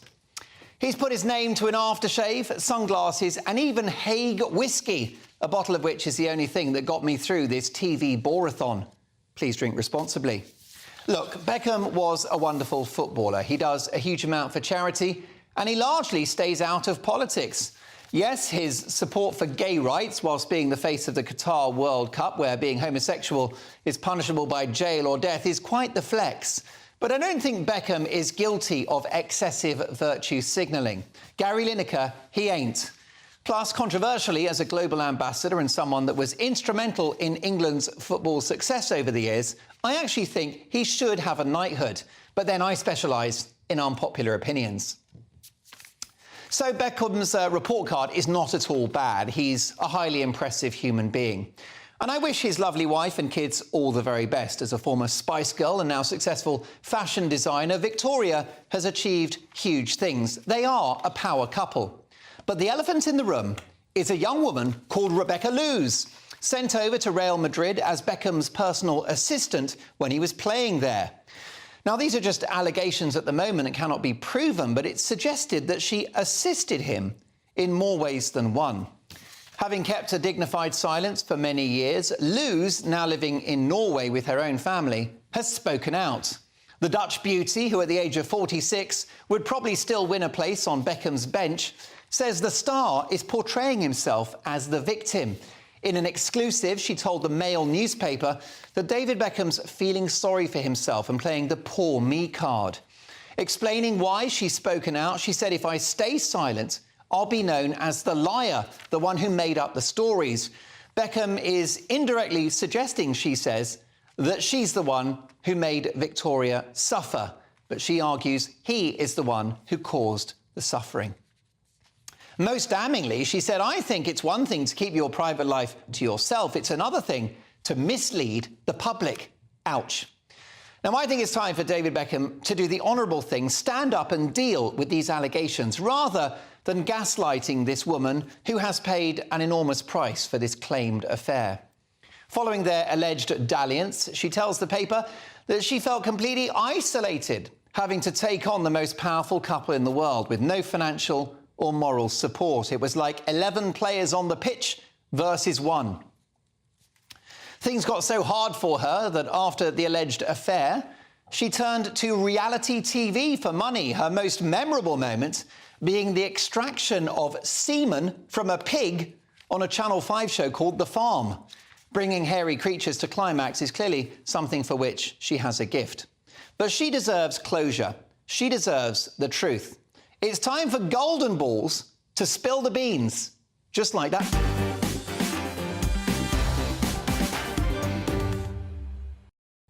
OK, let's get reaction from my top pundits. I'm delighted to have speaker, coach and social commentator Adrian Hayes, author and journalist Hilary Freeman and former Conservative MP and farmer Neil Parish. Neil, you know a thing about getting semen out of livestock. Your reaction to this story? Yeah, I mean, I think probably it's best for Beckham now to come clean over it. I think, you know, it's a very difficult matter. It's very difficult for both families, really, now. But I think once the publicity's out there, I think people will keep on and on and on until they get the truth. And I think it would be best, basically, for him to say what happened. I suspect he believes it was very much a mistake. But, you know, he must come and actually tell, I think, because otherwise things will go on and speculation will carry on, and it does take two to tango, so I suspect it was a two-way street. So I think he does need to own up to it, basically. Now, Hilary, these are just allegations at the moment, but you're a broadcaster, a journalist and an agony aunt. How would you handle this situation? Well, I mean, I feel very sorry for Rebecca Luce, and I did at the time. I remember the coverage way back when this happened or was alleged to have happened. She was treated appallingly in the press. She was, you know, really demonised, and her reputation was completely destroyed, really. And Beckham sort of managed to keep his reputation, and you know, brand Beckham wasn't really damaged. And I also heard that she only knew about this, you know, about the documentary mentioning the allegations about the affair with her when she saw it. You know, she got messages on social media about it and more abuse. I think that was very wrong. I think somebody should have been in touch with her beforehand to tell her that this was going to be on the documentary, and perhaps it shouldn't have been mentioned at all in the documentary. But since it was, then I think it should have been tackled properly. You know, it's been a long time now. The Beckhams have stayed together. People do have affairs. People do make mistakes, and it is really important that, you know, when they do come out into the open, that it's discussed. Do you think that Mr. Beckham should address these allegations, Adrian? I've got no strong feelings on this, Mark, actually, apart from I don't think he should get knighthood. I don't think any sportsman should get knighthood. But, look, the one sort of comparison, if, you know, this right to privacy, and that's fine, but when you stand on a public stage, you are there to be judged. If you put yourself as holier than thou, you are there to be taken down. And I always had a great respect for the late Shane Warne. He admitted he was a rogue. He admitted he had affairs left, right and centre. And everyone loved him for it because he was honest about it. But I think if you're trying to paint this cosy picture as the documentary... I haven't seen it because I haven't got 4 hours to watch this documentary either. But I do know what it's been said. It skirts around the affair in a very poor me way. But no, let's stop the victimhood on all sides. Just own up to it and just get over it. OK, well, look, a fascinating debate rages. Let me know your thoughts, Mark, at gbnews.com. We've got tomorrow's papers, don't forget, at 10:30 sharp. But next up, very excited about this. What a debate. If the Tories are eviscerated at the next election, if they collapse, if they have an existential moment, is Nigel Farage the man to lead them back to victory? I'll be asking politics legend Anne Widdecombe, who, let me tell you, is live in the studio. She's next. You won't want to miss that. Plus, the papers are on the way. See you in 2. I'm Andrew Doyle. Join me at 7 o'clock every Sunday night for Free Speech Nation, the show where I tackle the week's biggest stories in politics and current affairs with the help of my 2 comedian panellists and a variety of special guests. Free Speech Nation, Sunday nights from 7 on GB News, the People's Channel, Britain's news channel. I think the most exciting bit for me is talking to ordinary people. People who I think are ignored often by the major news channels. We're going to give news they want to hear. There's a voice there that needs to be heard. I think there's a chance here for a diversity of opinion to be expressed, which you don't find elsewhere. It's really exciting. We don't hold back. We're free to say how decisions that are taken here affect us all around the country. Only on GB News, the People's Channel, Britain's news channel. There's only 3 people you can trust in life. Your doctor, your lawyer and your nana. I'm not sure. So join me, Nana Aquare, at 3 p.m. every Saturday and Sunday, where we discuss the biggest topics of the weekend. Be ready for battle. Could you be quiet? What is this? It's my new teeth. It's your new teeth. I don't bite. Well, not without a good reason. Always honest, always fun. Every weekend at 3 p.m. on GB News, the People's Channel, Britain's news channel. So Jubes and Kerr, we tackle the issues of the day with real, robust debate, both sides of the fence, battling it out with me in the middle with my forthright opinions and views. And often really interesting things happen because you start with a position and then by the end of the debate you find actually, well, I might not have thought about that one. What we need in this country is 2 new political parties. You should maybe think about doing a 2024 calendar. I'm Michelle Dewberry and I'm keeping you company right through until 7 o'clock this evening. GB News, the People's Channel, Britain's watching. Join us every night on GB News at 11 p.m. for Headliners, which is 3 top comedians going through the next day's news stories, which is exactly what you need, because when the establishment has gone crazy, you need some craziness to make sense of it. Headliners. You don't have to bother reading the newspaper. We've got it covered for you. Every night at 11 p.m. and repeated every morning at 5 a.m. We won't send you to sleep like some of the other paper review shows out there. So join us 11 p.m. every night on GB News. The People's Channel, Britain's news channel. Who is it? We're here for the show. More energy this time! Welcome to the Dinosaur Hour. I was married to a therapist. And you survived? I thought we were getting Hugh Laurie. Second best. You interviewed Saddam Hussein. What's that like? I was terrified. I'm playing strip poker with these three. Ah! No, thank you. My CDs need to be put in alphabetical order. Are you going to be problematic again? The Dinosaur Hour. Sunday, the 29th of October at 9 on GB News.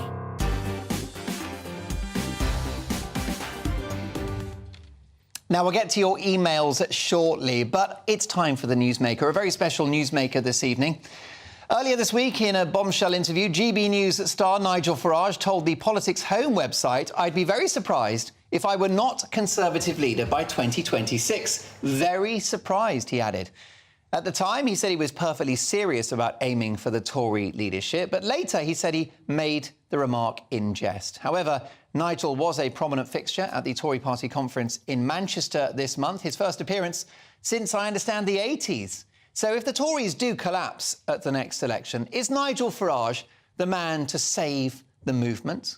And do the Conservatives now face an existential threat in a year's time? Well, with me in the studio to debate this is the jewel in the crown of Mark Dolan tonight, the wonderful Anne Widdicombe. Anne, can I just say how wonderful it is to see you in the flesh? No, it's great to be here. Yeah. And you're here for a memorial tomorrow. Do you enjoy coming into London? I do enjoy coming to London, just so long as it's only about once a fortnight, yeah. And memories of your time in the House of Commons. Happy memories? Very happy memories, yes. Indeed, I'll be in the House of Commons tomorrow because what I'm up here for is the unveiling of the plaque to David Amos, who was the MP who was murdered by a terrorist. Yeah. Indeed. So, and actually you've used the word terrorist. Your reflections on what happened on the 7th of October in Israel? Well, it was a terrorist attack. There is no other word for it. It was unprovoked. It was aimed very specifically at civilians and at the weakest sort of civilians, babies, old folk. It can't go unanswered.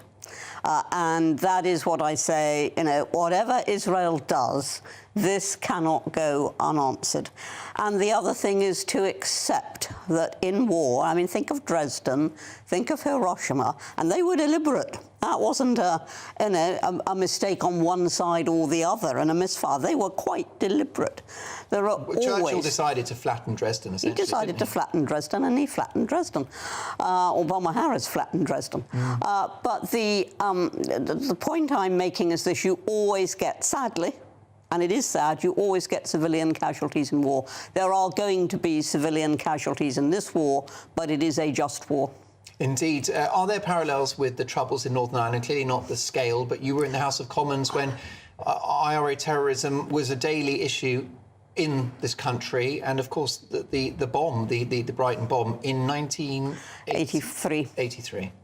I missed the Brighton bomb by 20 minutes.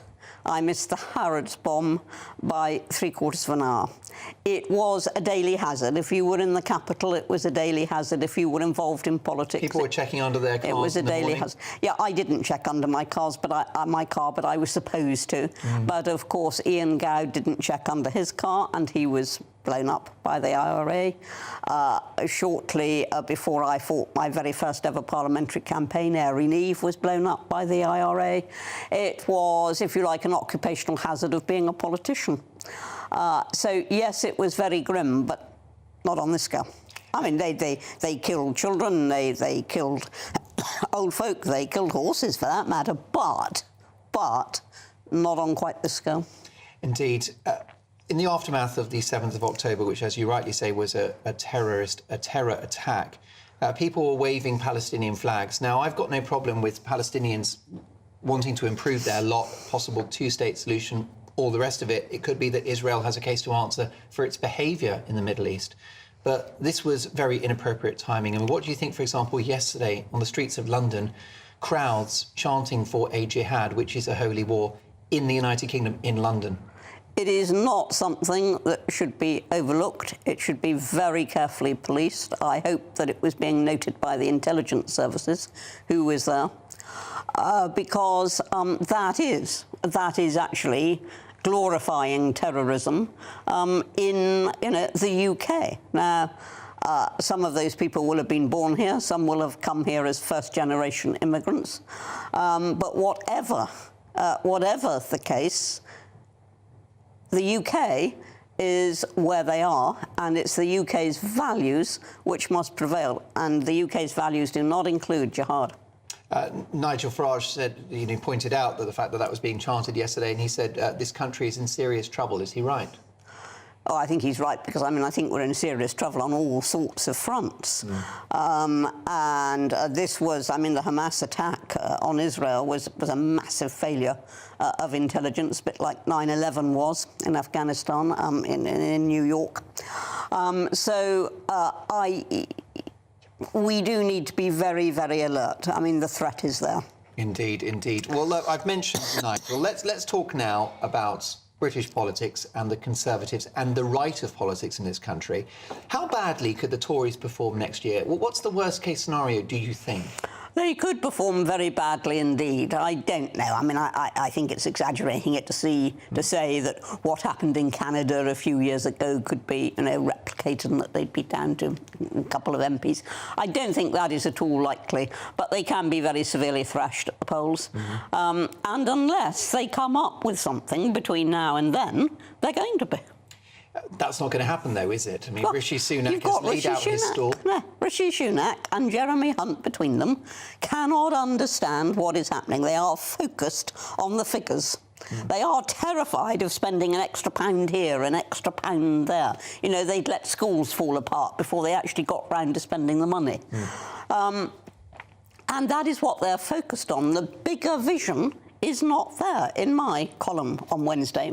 Very distinguished, very good column in the Express every Wednesday. Always readable, correct? Always readable. In that column, I have said that what Rishi Sunak and indeed Jeremy Hunt both lack is fire in their belly. They've got no vision. They've got no ambition for Britain. OK, well, look, let's talk about what happens after the election. They're likely to lose it. If they're eviscerated, they will need a game changer, won't they? I can't see anyone currently in the party on those backbenches who would move the dial, or anyone in the shadow cabinet, to be quite honest with you. So could the game-changing figure be Nigel Farage? All I can say is, when people ask me, could Farage lead the Tories, is they should be so lucky. They should be so lucky as to have Nigel Farage. No, I believe him when he said he made the comment in jest. Too much has been made of the fact that he was at party conference. He was there, dash it, on a press pass from this most distinguished news station. That's why he was there. People from The Guardian were there. Doesn't mean that they're sympathetic to the Tories. They've got a professional job to do. Well, let's talk about the party that you now support, and it's Reform UK. You spoke brilliantly at their conference a couple of weekends ago.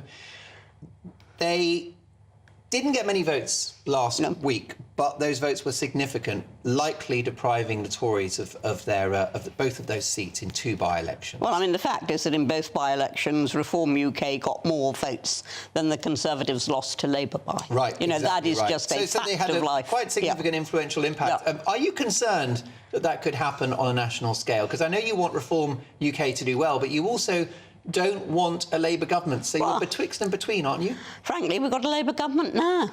We have 2 parties in this country. One's pink and the other's pale pink.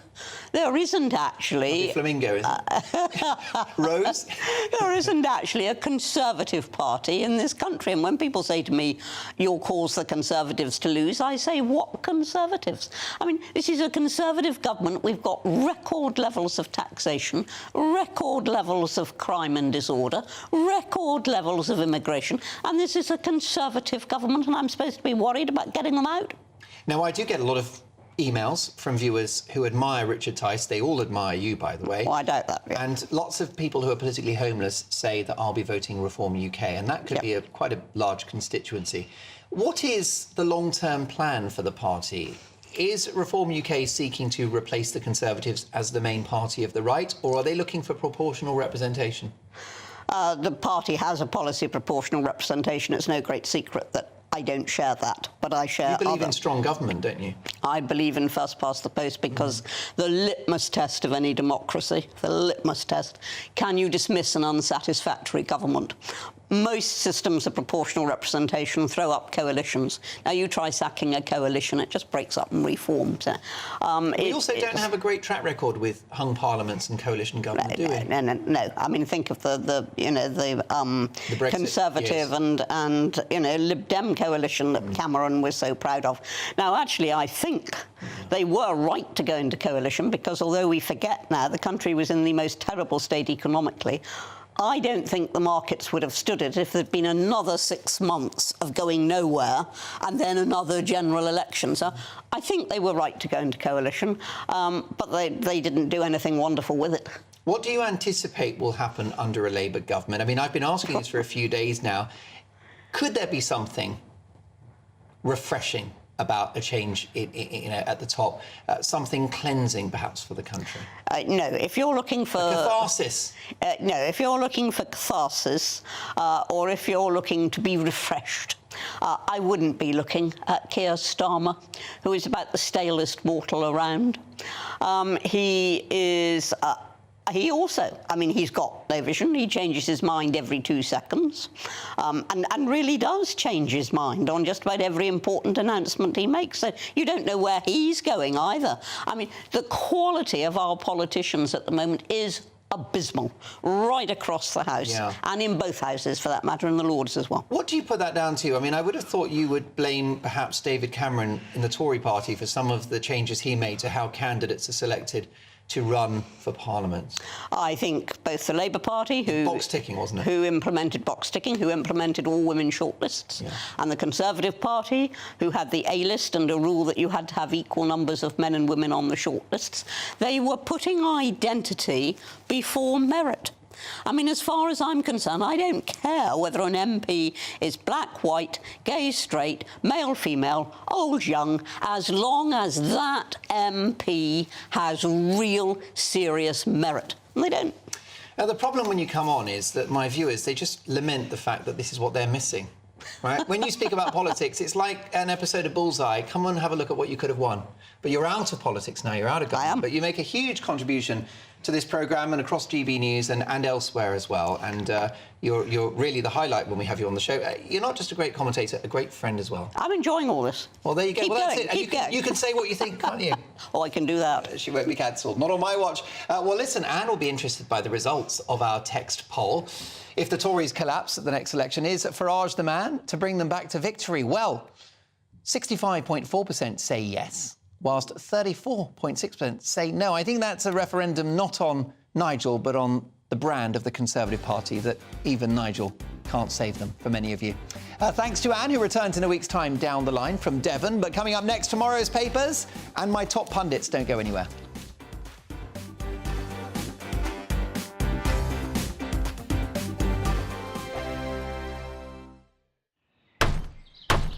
Who is it? We're here for the show. More energy this time! Welcome to the Dinosaur Hour. I was married to a therapist. And you survived? I thought we were getting Hugh Laurie. Second best. You interviewed Saddam Hussein. What's that like? I was terrified. I'm playing strip poker with these three. Oh! No, thank you. My CDs need to be put in alphabetical order. Are you going to be problematic again? The Dinosaur Hour. Sunday, the 29th of October at 9 on GB News. Tired of the usual focus-tested, pre-prepared Westminster runaround? Well, so am I. So you want higher taxes? Is your department to blame for this? Are you rethinking this policy? Every Sunday at 9:30, I'll be sitting down with those in power to get the truth about the issues affecting you. Let's be honest, we've known about the cost pressures of this project for years, not months. That's the Camilla Tominey Show, a politics show with personality. On GB News, the People's Channel, Britain's news channel. Join me, Patrick Christie's, Monday to Friday, 3 till 6. We tackle the day's news agenda like you've never seen before. It's high tempo, high octane, the most controversial topics and the best guests. You will not be able to take your eyes and ears off it. I'm not afraid to ask the questions that you really want answered. 3 till 6 p.m, Monday to Friday on GB News, the People's Channel, Britain's news channel. Now then, Lee Anderson here. Join me on GB News on my show, The Real World, every Friday at 7 p.m. I'm not eating bloody cat. Are you Delicious. mental? Open your mouth. OK, here comes a train. Reminds me of the scene in Singing in the Rain. Adam, is that a good one? Whoa! Join me at 7 on GB News, Britain's news channel. I'm Andrew Doyle. Join me at 7 o'clock every Sunday night for Free Speech Nation, the show where I tackle the week's biggest stories in politics and current affairs with the help of my two comedian panellists and a variety of special guests. Free Speech Nation, Sunday nights from 7 on GB News, the People's Channel, Britain's news channel. GB News, unlike other broadcasters, isn't obsessed with the London-Westminster bubble. We think there's a nation beyond the M25, and that's why we talk about the issues that matter across the land. Join me on State of the Nation, 8 to 9 o'clock, Monday to Thursday, on GB News. Daisy's listening, and you should too. I think the most exciting bit for me is talking to ordinary people. People who I think are ignored often by the major news channels. We're going to give news they want to hear. There's a voice there that needs to be heard. I think there's a chance here for a diversity of opinion to be expressed, which you don't find elsewhere. It's really exciting. We don't hold back. We're free to say how decisions that are taken here affect us all around the country. Only on GB News, the People's Channel, Britain's news channel.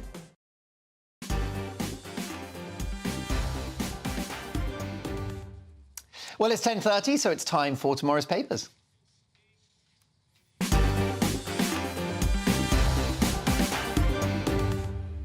Front page of the Metro: Hamas blitzed. Israel steps up airstrikes on Gaza ahead of a land invasion.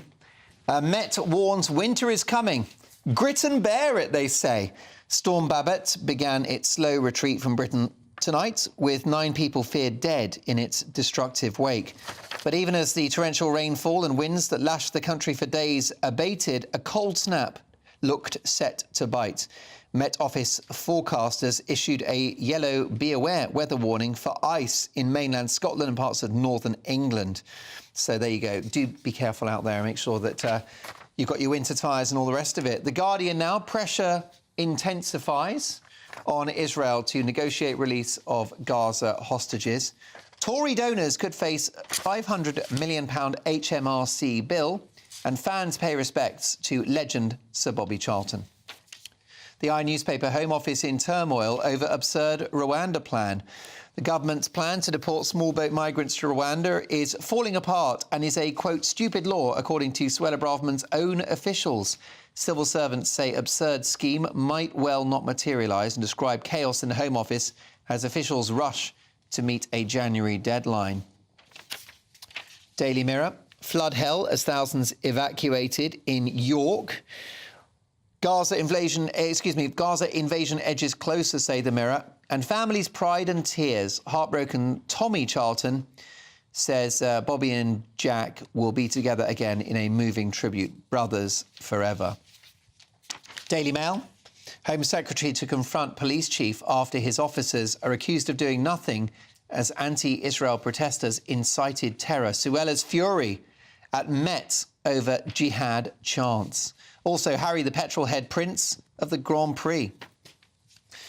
The Times: Tories stop using hotels in election battlegrounds for migrants. The government is to end the use of 100 migrant hotels as Rishi Sunak seeks to turn around his party's fortunes with a series of announcements on immigration. Contracts will be terminated with hotels in a host of areas that will be key election battleground seats. Conservative Party strategists hope that the move will address anger over the small boats crisis, which is regarded as one of the most visible signs of the government's failure to tackle illegal immigration. Biggest boost for cervical cancer care in 20 years. Scientists have made the biggest advance in cervical cancer treatment for 2 decades, which could save the lives of hundreds of young women. Isn't that wonderful news? Also, Braverman takes on Met chief over jihad protest is the other story. More papers to come, courtesy of Tara. By the way, well done to the team this weekend. Mescana, Tara, Maria running the show. We've had quite a tight, small team today, but it's about quality, not quantity, isn't it? Josh smashing it in the gallery. So there you go. Look, I'll tell you who's smashing it. My pundits tonight. I'm delighted to welcome back Adrian Hayes, Hilary Freeman and Neil Parish. OK, folks, let's get to some of these stories. Lots to sink our teeth into. How about this, Neil? Home Office in turmoil over what they call an absurd plan to send illegal migrants to Rwanda. Is this story, and indeed this policy, dead on arrival? Well, I mean, actually, it depends on the court case, doesn't it, and what actually happens. Is it a 60% chance of failure? Something like that, I read today? I mean, I think the issue, naturally, for me, is it's very much about a deterrent, really, and to try and stop people actually coming. It's always been complicated sending people to Rwanda. I think the problem the government's going to have and the Home Office is going to have is, of course, if they can't do that, is very much a real plank of their policy.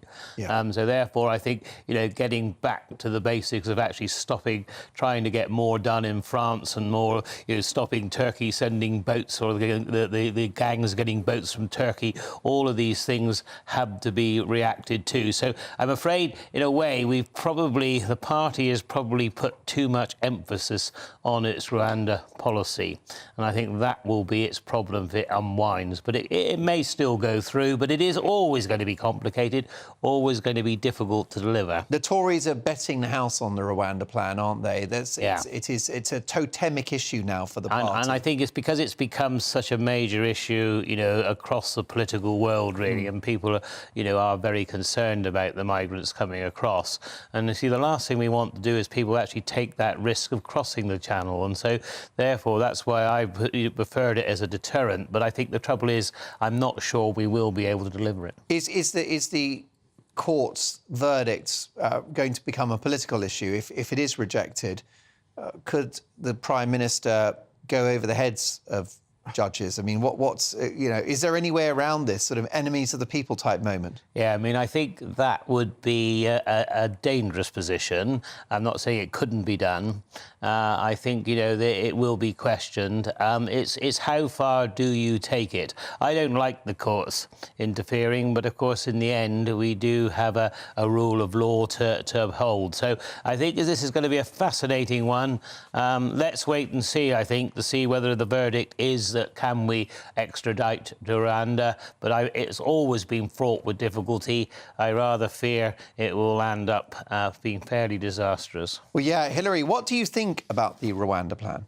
I think the whole thing was it's just a ridiculous idea from the beginning. You know, it's shipping our problem off to Rwanda. That's just not how we deal with it. We shouldn't. This is not an answer.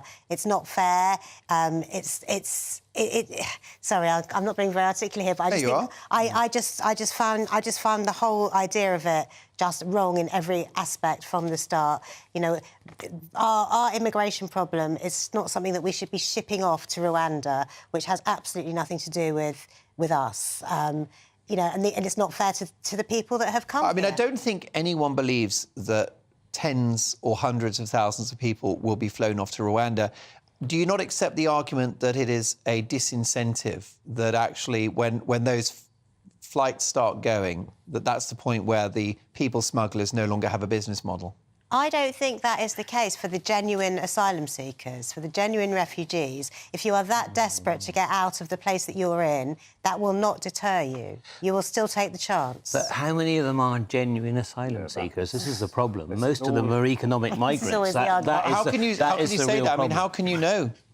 Well, look, the people... There aren't too many women and children for a start. No, £5,000, basically what they're paying to get across the channel. Look, we've got to stop the business case. And I'm looking for leadership from this government to whatever it is. I wouldn't hold my breath if I were you. Go have a summit with Macron, go and push the boats back. You haven't even got Neil Parish in the Commons now. It's game over. That's right, exactly. You've got to put the business case to bed. And as I say, it requires firm leadership, and we haven't yet seen that at all. Well, indeed. I mean, you might not want to enter the country illegally, pay £5,000 for fear that you will be flown to Rwanda. Yeah, or we all fear the boats will be turned back, or whatever other solution we've got. Put the warning in. Say to France, unless you stop it now, we're going to turn the boats back, or whatever way we're going to do this. Will this issue... I'll go back to your experience in the military. Will this issue ever be resolved? Will we ever stop the boats? Yes, if we had courage. And it's one of the great leadership qualities that, you know, many leadership qualities, but courage is the one that has been lacking in all politicians. Neil, will we ever stop the boats? Yeah, I mean, the boats have slowed, haven't they? But they're certainly 20% down, stopped. roughly? And, of course, what we've got to remember is that there's still, a huge amount of legal immigration anyway. And so I think sometimes we get mixed up with both. So let's deal with both sides of it. And then I think you'll find the public may have more confidence in a government that can do something about it. But I think it's going to be very difficult to stop it completely. I want to talk about the local pharmacy in a minute, if we can, because it might have an important role to help the NHS. But can we have a look at this story in the Mail?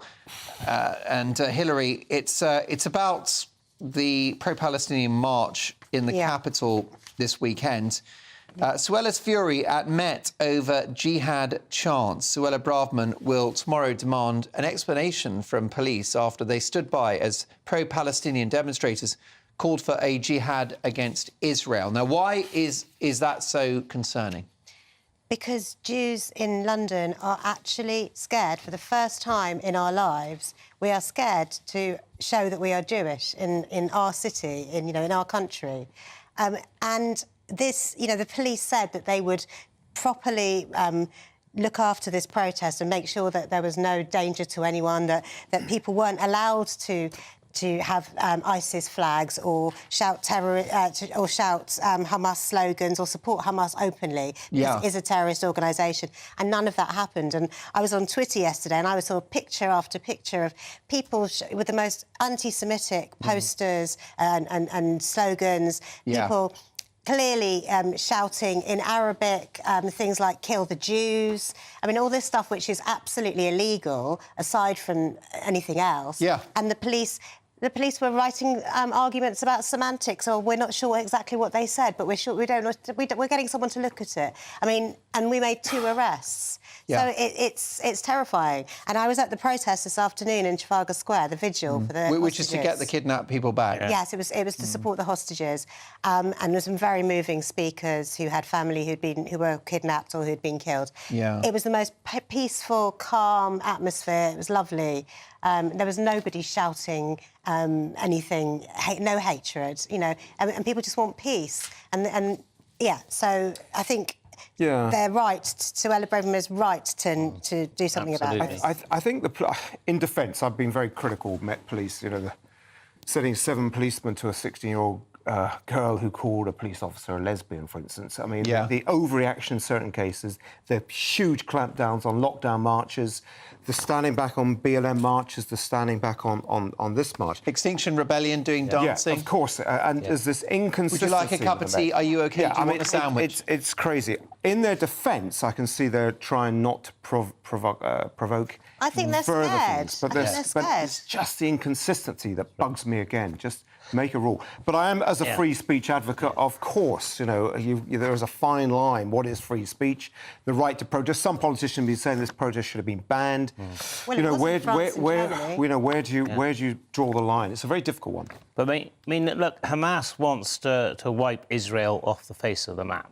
We just cannot allow this to be chanted in our own country and bring about a holy war against Israel. I mean, the Jews have been persecuted for hundreds of years. This is a country where thousands of years. This is a country where they expect to be safe, and so therefore we do have to react to this strongly. And I accept the police very often try a sort of softly tactic, but I think in this case we can't have it, because you can't actually have a. I mean, if you turn around and said that the Jewish population were marching through London saying, Saudi Arabia or whoever should be wiped off the face of the earth, would the police react then? I mean, when are they going to react? And like I said, I've got a lot of time for the police, but I think there is time to be stood, and this is not. You cannot let these chants go on. And I think, to be honest with you, they need to have people there who know Arabic, who can actually translate when these things are going on, not just hide behind the fact they didn't understand what people were saying, because I think that's pretty weak. Well, unfortunately, I think we've discovered in the last couple of weeks just how big the problem is in this country. Look, let's talk about issues that affect everybody.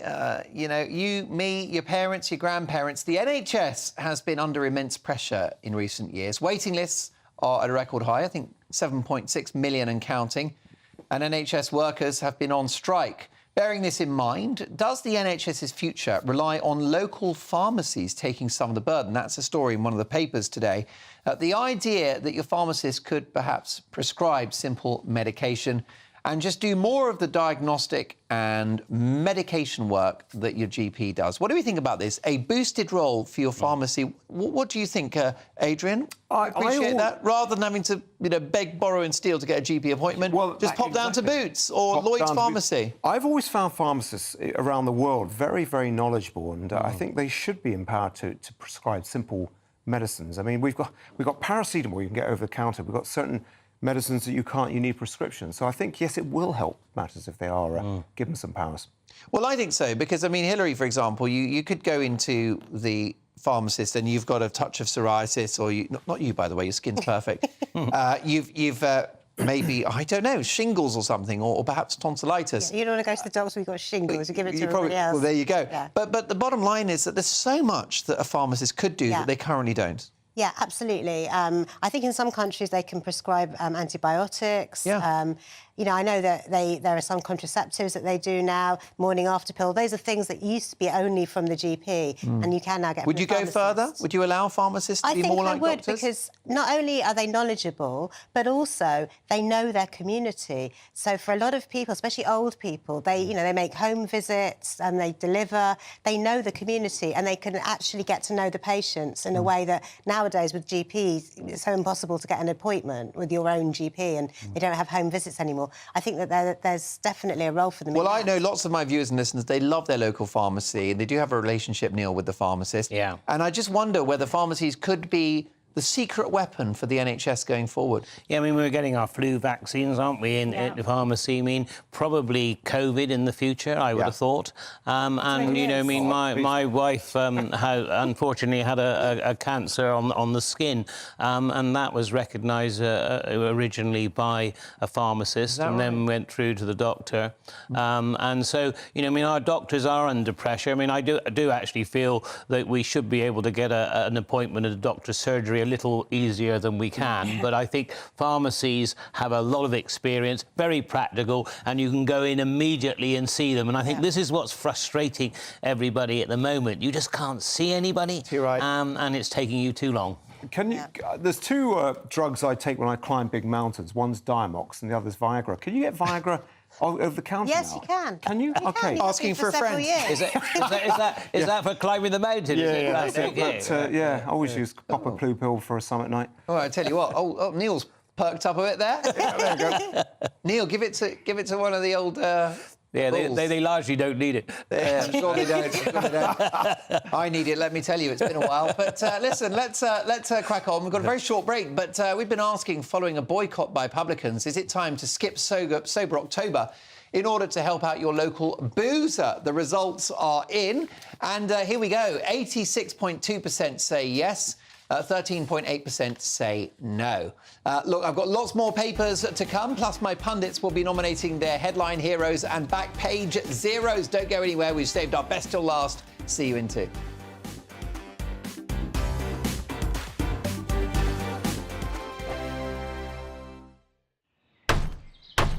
Who is it? We're here for the show.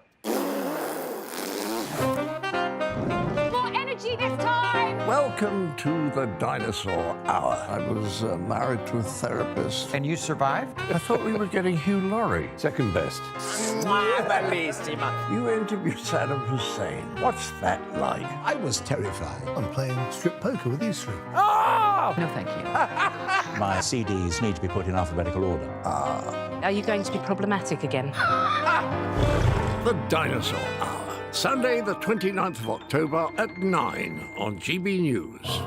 What you get for breakfast is something that, if we do our jobs right, you will wake up to news that you didn't know the night before. It's a conversation. It's not just me and Eamon. We want to get to know you, and we want you to get to know us. From 6, it's Breakfast with Eamon and Isabel. Monday to Thursdays on GB News, Britain's news channel. People in Britain, they love free speech, but they also love fair play. I don't care if I'm speaking somebody from a trade union, from the Labour Party, somebody from the SNP. And I think the viewers like to see that actually we can challenge one another, but in a positive way. We think we ask the questions that people want to ask, and often we ask the questions that we wanted to ask in Parliament but never got the chance to ask. So join us every Saturday, 10 a.m. till noon on GB News, Britain's news channel. Nightmare commute. Kick it up a gear with me, Patrick Christie's, at drive time, 3 till 6 p.m, Monday to Friday on GB News Radio. You can listen online and on DAB+, on the smart speaker app and on the GB News app.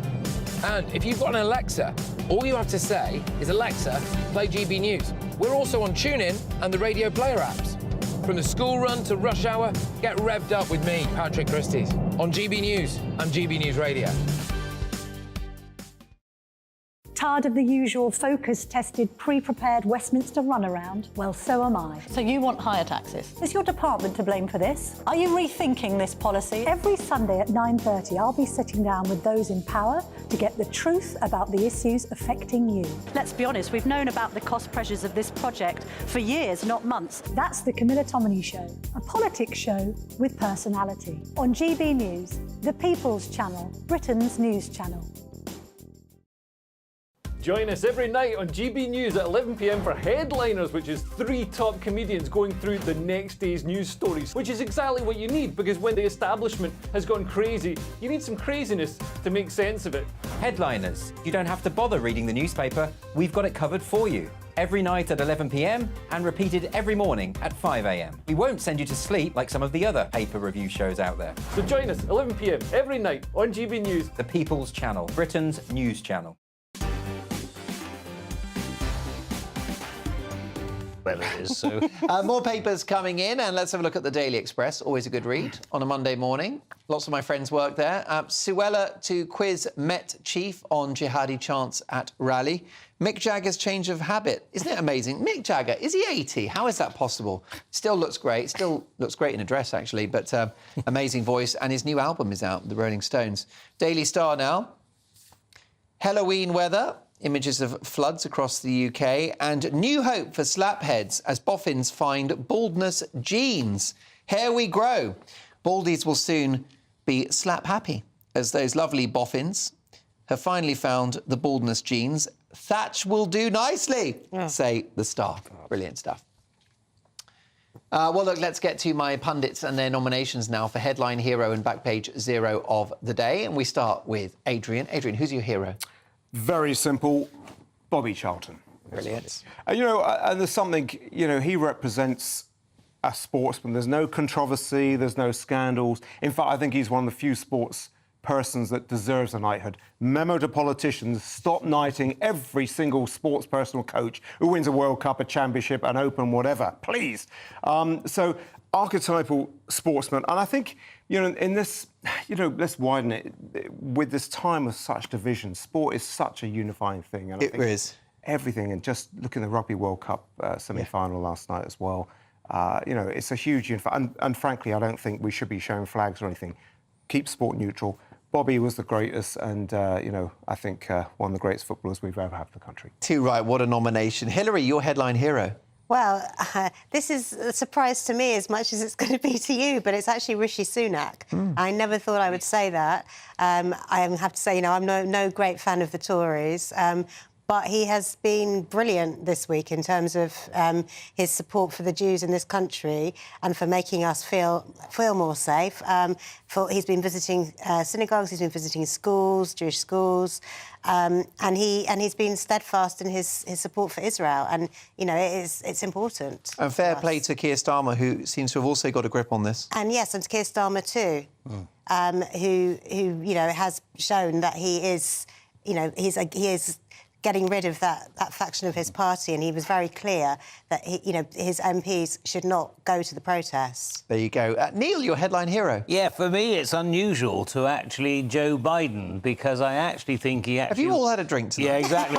Because I wouldn't think I'd ever say this, Mark, but I think he went to Israel, and I think he went to the Middle East. I think he's managed to get those humanitarian trucks in, and I think he's just balanced the whole thing, and he's stuck with Israel very much, but he's also helping to bring a sort of bit of realism to it as well. And I think, that's why, for once, and I didn't think I'd ever say Joe Biden, but I think he actually deserves it. I mean, he's not always your most dynamic man, but I think in this case, because it is a horrendous situation, because Israel has had a terrible situation of mass murder, but also we've got to be careful, as we go into Gaza, that too much of the population is affected by it. So I think it's a balancing act, which I think he's been very good at. And I would very much endorse Rishi Sunak, because I think the Jewish population in this country needs real support. Most definitely.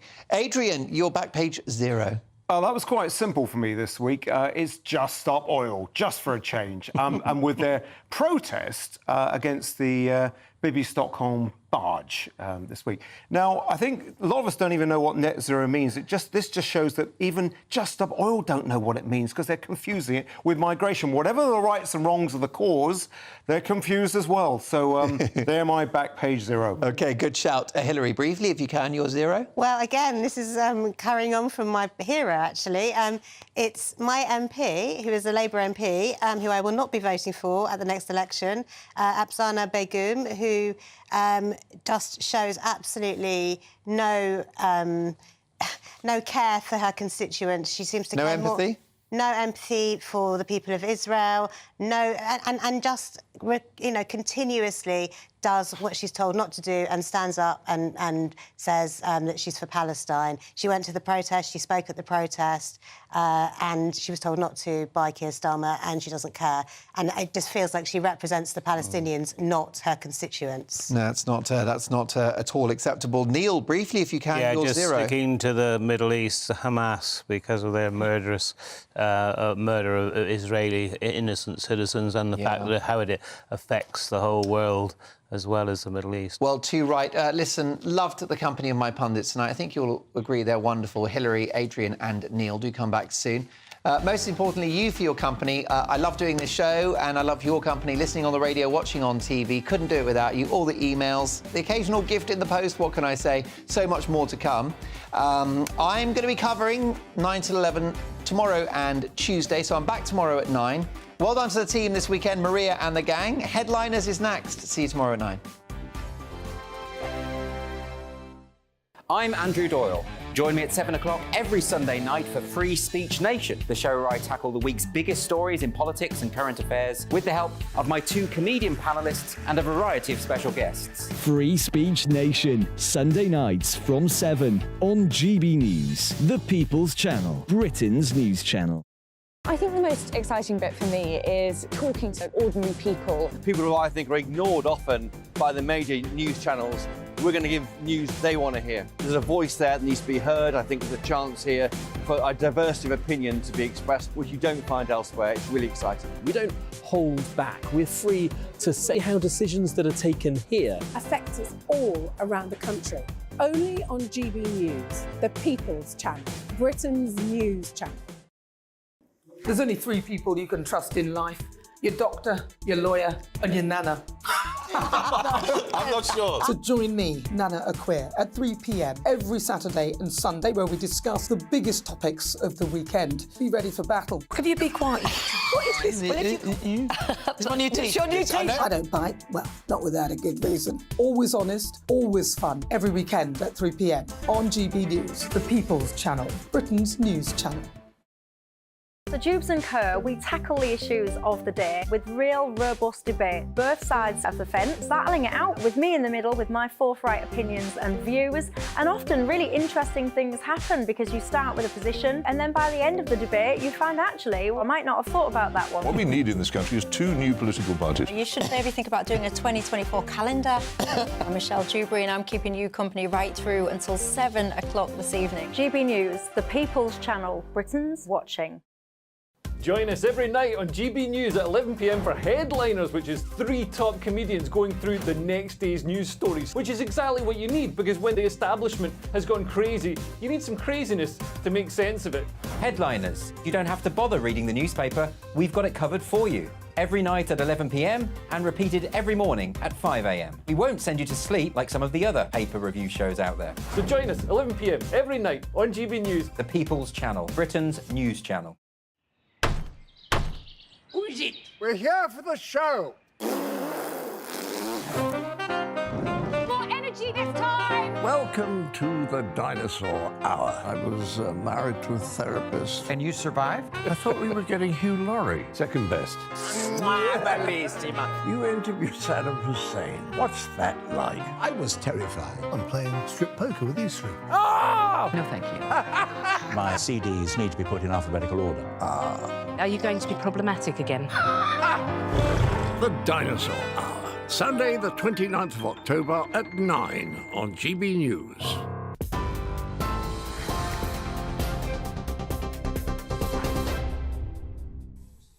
Good evening, I'm Lisa Hartle. Here are the latest headlines. The United Nations says a second convoy of 14 trucks carrying humanitarian aid has now entered into Gaza. Earlier, they had to abort the delivery across the Rafah boarding, with witnesses saying they heard a blast nearby. Yesterday, the first 20 aid trucks were able to deliver supplies to the Strip when the border with Egypt was opened for the first time in 2 weeks. The UN's Humanitarian Affairs Chief, Martin Griffiths, has labelled the delivery a small glimmer of hope for the millions of people in dire need of aid. It comes as Gaza faces a fresh wave of airstrikes. A number of explosions have been seen after Israel issued a warning to residents to leave the area. Leaflets were dropped in the north of the Strip saying if they stayed, they may be identified as terrorist sympathisers. The Health Ministry says more than 4,600 people have been killed in Gaza since the incursion. Earlier, Prime Minister Benjamin Netanyahu told troops